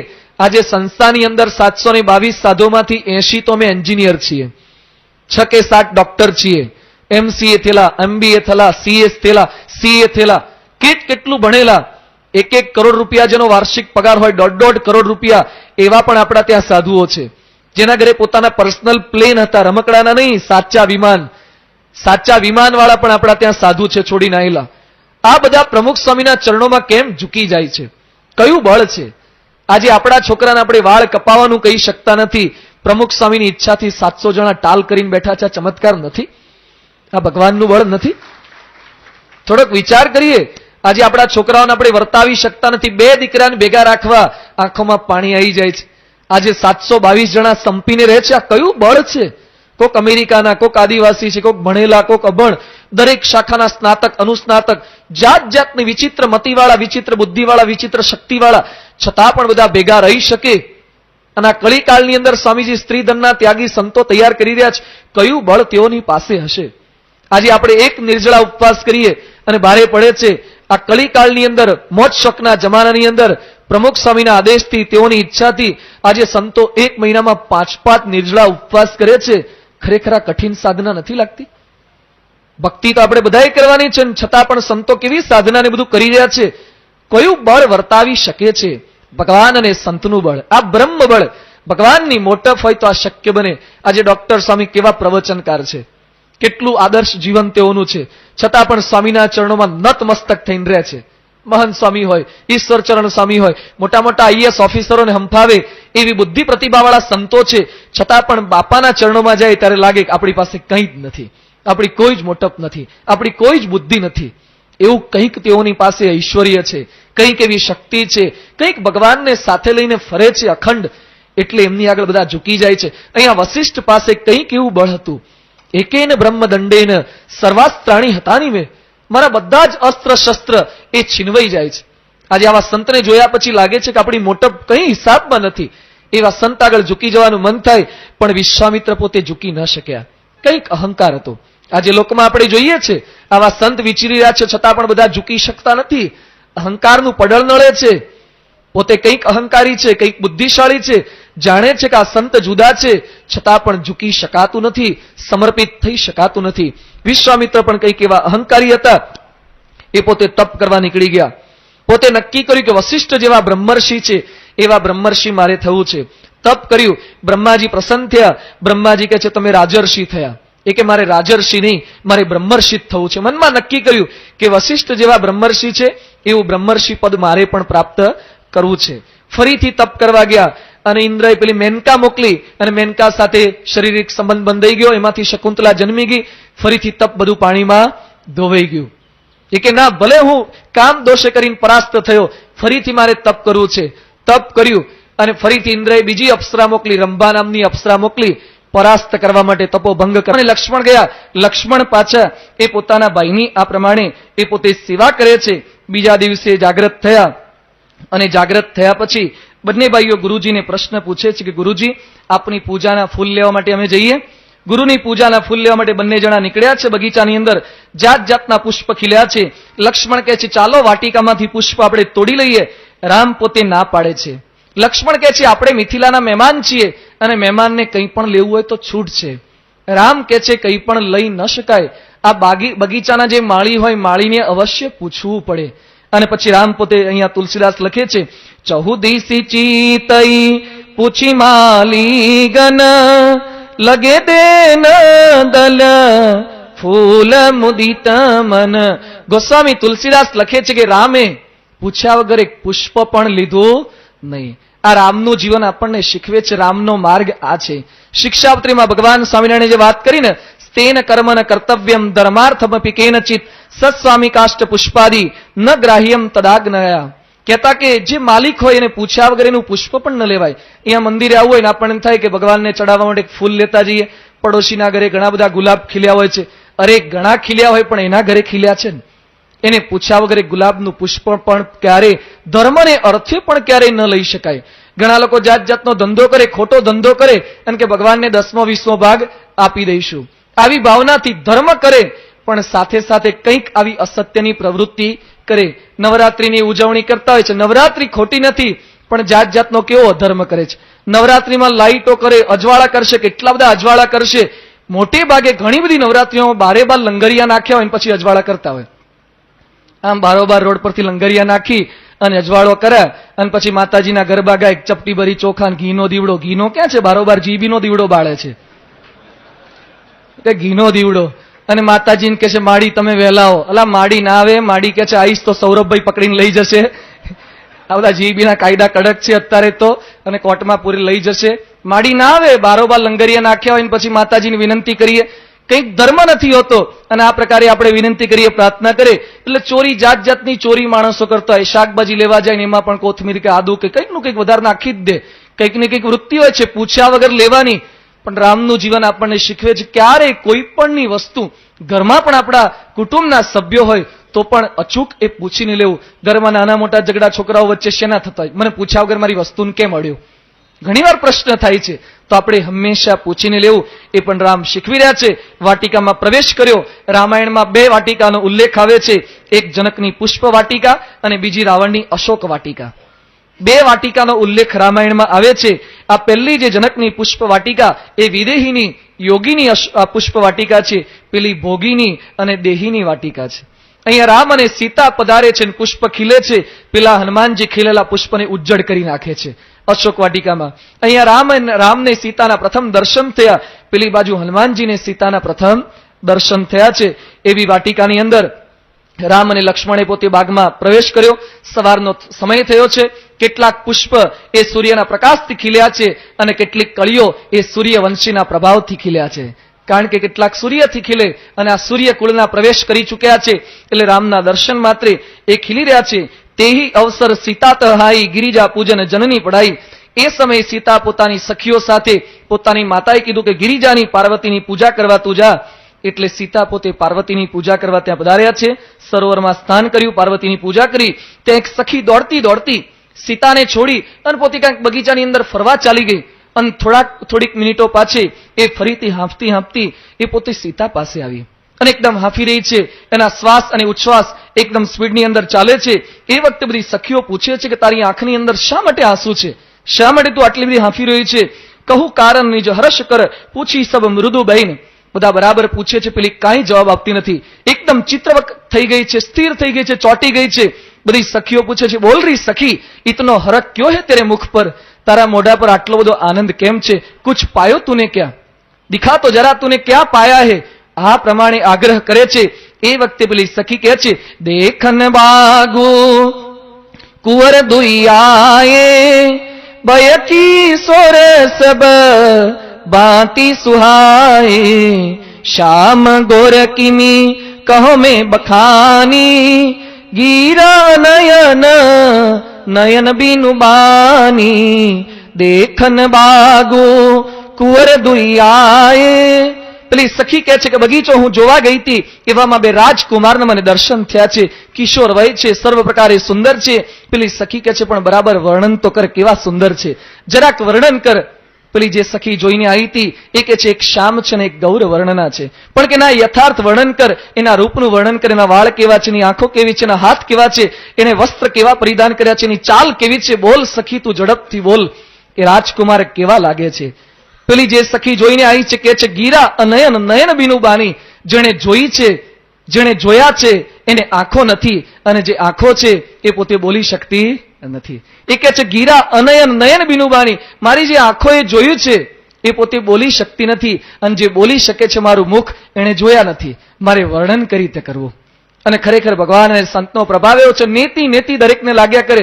કેવું વર્ણન થાય, બ્રહ્માનંદ સ્વામી કીર્તનમાં લખ્યું ને કે બ્રહ્માનંદ કહે શું મુખથી વખાણું, જેમ ગુંગેરે ગુડ ખાધો રે. જેમ કોઈ મૂંગો માણસ હોય અને એને કેસર કેરી ખવડાવે અને પછી પૂછે કેસર કેરી કેવી લાગી, એને ખભા ઉલાળવા સિવાય બીજું શું કરવાનું, એ વર્ણન ન કરી શકે. કેસર કેરીમાં કેવો આનંદ આવે છે, એને ખભા જ ઉલાળવાના, મોઢું જ મલકાવાનું. એમ પેલી સ્ત્રીની પણ આવી જ હાલત છે. ભગવાનનું રૂપ જોયા પછી બંને સ્ત્રીઓ પરસ્પર વાતો કરવા લાગે છે કે વિશ્વામિત્રની સાથે પેલા બે રાજકુમાર આયા છે એ જ આયા હોવા જોઈએ. ખરેખર ગઈકાલે નગરમાં મેં એકવાર દર્શન કર્યા, મારી આંખ સામેથી એની મૂરત ખસતી નથી, એ જ જોવા લાયક છે. બોલ કઈ બાજુ તે જોયા છે, કયા ખૂણામાં બંને દીકરાઓ ફરી રહ્યા છે, અને તરત કેટલે દૂર છે. સીતાના પણ નેત્ર એકદમ ચકળવકળ થઈ ગયા છે. આ દર્શન માટે મૃગલીના બચ્ચાની જેમ ચોતરફ એ સીતા પોતે જોવા લાગ્યા છે. રામના દર્શન માટે બધી સખીઓ સાથે સીતા એકદમ આકડા ઉતાવળા થઈને ચાલવા લાગ્યા. હાથના કંકણનો, કેળના કંદોરાનો, પગના ઝાંઝરનો, ઘુઘરીઓનો અવાજ એ સીતાનો થવા લાગ્યો. આ અવાજ સાંભળી અને રામ પોતે લક્ષ્મણને કહે છે, કંકન કિંકિની નુપુર ધુની સુની કહત લખન સનુ રામ હૃદય ગુની, માનહુ મદન દુંદુબી દિની મનસા વિશ્વ વિજય કહકીની. રામ લક્ષ્મણને કહે છે, હે લક્ષ્મણ, આજે કામદેવ વિશ્વ વિજય કરવા નીકળ્યા લાગે છે. રામ પોતે લક્ષ્મણને કહે છે કે આજે કામદેવ વિશ્વ વિજય કરવા નીકળ્યા લાગે છે. મારી આંખે ચંચળતા છોડી દીધી છે, મટકવાનું બંધ કરી દીધું છે, પાપણો વિઘ્નરૂપ બનતી નથી. હવે રામ પણ પોતે આતુર બન્યા છે. આ એક જનક કન્યા છે, આવી રહી લાગે છે. રામ પોતે લક્ષ્મણને કહે છે, અને અચાનક દૂરથી સીતાજી રામને જોઈ શકતા નથી, પણ રામની નજર એ સીતા ઉપર પડી ગઈ. પ્રથમ દ્રષ્ટિ રામની સીતા ઉપર પડી અને રામ પોતે લક્ષ્મણને કહે છે, આ એ જ જનક કન્યા છે જેના માટે ધનુષ્ય યજ્ઞનો પ્રારંભ થવાનો છે. એને ગૌરી પૂજન માટે સખીઓ લઈને આવે છે. એની સુંદરતા જોઈને મારું મન એ લોભાયમાન થયું છે, મારું જમણું અંગ ફરકી રહ્યું છે. રામ લક્ષ્મણને કહે છે, અને પછી રામ પોતે લક્ષ્મણને સંબોધન કરતા કહે છે, રઘુબંશી ન કર સહજ સુબાવું, મનુકુ પંથ પગ ધરઈ ન કાવું. હે લક્ષ્મણ, રઘુવંશ કુળની અંદર જે જન્મ્યા હોય સંતાનો, એ ક્યારે પારકી સ્ત્રીને જોઈને એનું મન ચલાયમાન ન થાય. રઘુકુળની અંદર જે જન્મ્યા હોય એની પીઠ શત્રુઓ ક્યારે જોઈ શકતા નથી. પીઠ શત્રુઓ ક્યારે જોવે, યુદ્ધ મેદાનમાંથી ભાગીને જતા હોય તો ને. એટલે રઘુકુળના જે સંતાનો હોય યુદ્ધ મેદાનમાં ક્યારેય ભાગતા નથી. રઘુકુળના જે સંતાનો હોય એના ઘરે કોઈ દિવસ ભિખારી આવ્યો હોય એને ના શબ્દ ક્યારેય સાંભળવા મળતો નથી. હંમેશા દરેકને બધું આપ્યા જ કરે છે. છતાં પણ લક્ષ્મણ, આજે મારું મન કેમ ચલાયમાન થાય છે. કુળની અસ્મિતા, પોતે જે કુળમાં જન્મ લીધો છે એની અસ્મિતા હોય. સામાન્ય પશુને પણ પોતાના કુળની કેવી અસ્મિતા હોય છે. એકવાર એક બળદ પોતે ત્યાંથી પસાર થતો હતો અને બળદ એકદમ થાકી ગયેલો હતો, બિચારો ઊભો છે અને ગધેડું ફરતું ફરતું ત્યાં આવી ગયું અને પછી ગધેડાને પણ વાચા ફૂટી અને ગધેડા કહે છે, બળદભાઈ તમે કેમ રડો છો? બળદની આંખની અંદર આંસુ હતા. એટલે બળદે પોતે વાત કરી કે મારો માલિક મને ખૂબ કામ કરાવે છે, ઘણું બધું વજન મારા ઉપર નાખે છે અને કલાકોના કલાકો બધા કામ કરાવે છે. આપણે ઓછા માણસ છીએ કે હાઈકોર્ટમાં કપીલ કરીએ કે આટલા કલાક જ કામ કરાવવાનું. આ તો આપણને ગમે તેટલું કામ એ સતત કરાયા કરે છે. ઘણી વાર તો મારો પાણીનો ભાવ પણ પૂછતો નથી અને જાત જાતની મજૂરી એ મને કરાયા કરે છે. એટલું બધું વજન નાખે છે, મને સ્લીપ ડિસ્કની તકલીફ થઈ ગઈ છે, મણકાની જાત જાતની બધી તકલીફ શરૂ થઈ ગઈ છે. આ બળદ પોતાની સગડી કથની એ ગધેડા આગળ કે છે, ગધેડું એ પેલા બળદને કે છે કે મને પણ આવી જ તકલીફ હતી. મારો માલિક જે કુંભાર કહેવાય ને એ પણ મારી પીઠ ઉપર જાત જાતનું વજન નાખે, માટી ભરે ને ઈંટો ભરે ને એટલું બધું કામ કરાવતો હતો. હું પણ ત્રાસી ગયો હતો, પણ મેં કંઈક ઉપાય કર્યો. બળદ કે બોલો ને શું ઉપાય કર્યો હતો? એક વાર માલિક જયારે મારા ઉપર વજન વધારે મૂક્યું ને હું એકદમ નીચે બેસી ગયો, ઉભો જ ન થયું. માલિકે ઘણા બધા પ્રયત્ન કર્યા, સોટી મારી, પણ આપણે સ્ટ્રાઇક પર જ ઉતરી ગયા. નક્કી કર્યું તું ગમે તેટલું મારે આપણે ઉભા થવું જ નથી. એક વાર મારશે, બે વાર મારશે, અને પછી તો ખરેખર એવો બેસી ગયો, કામ આપણે કરવું જ નથી. અને માલિક પણ કંટાળ્યો, કાને વજન વધારે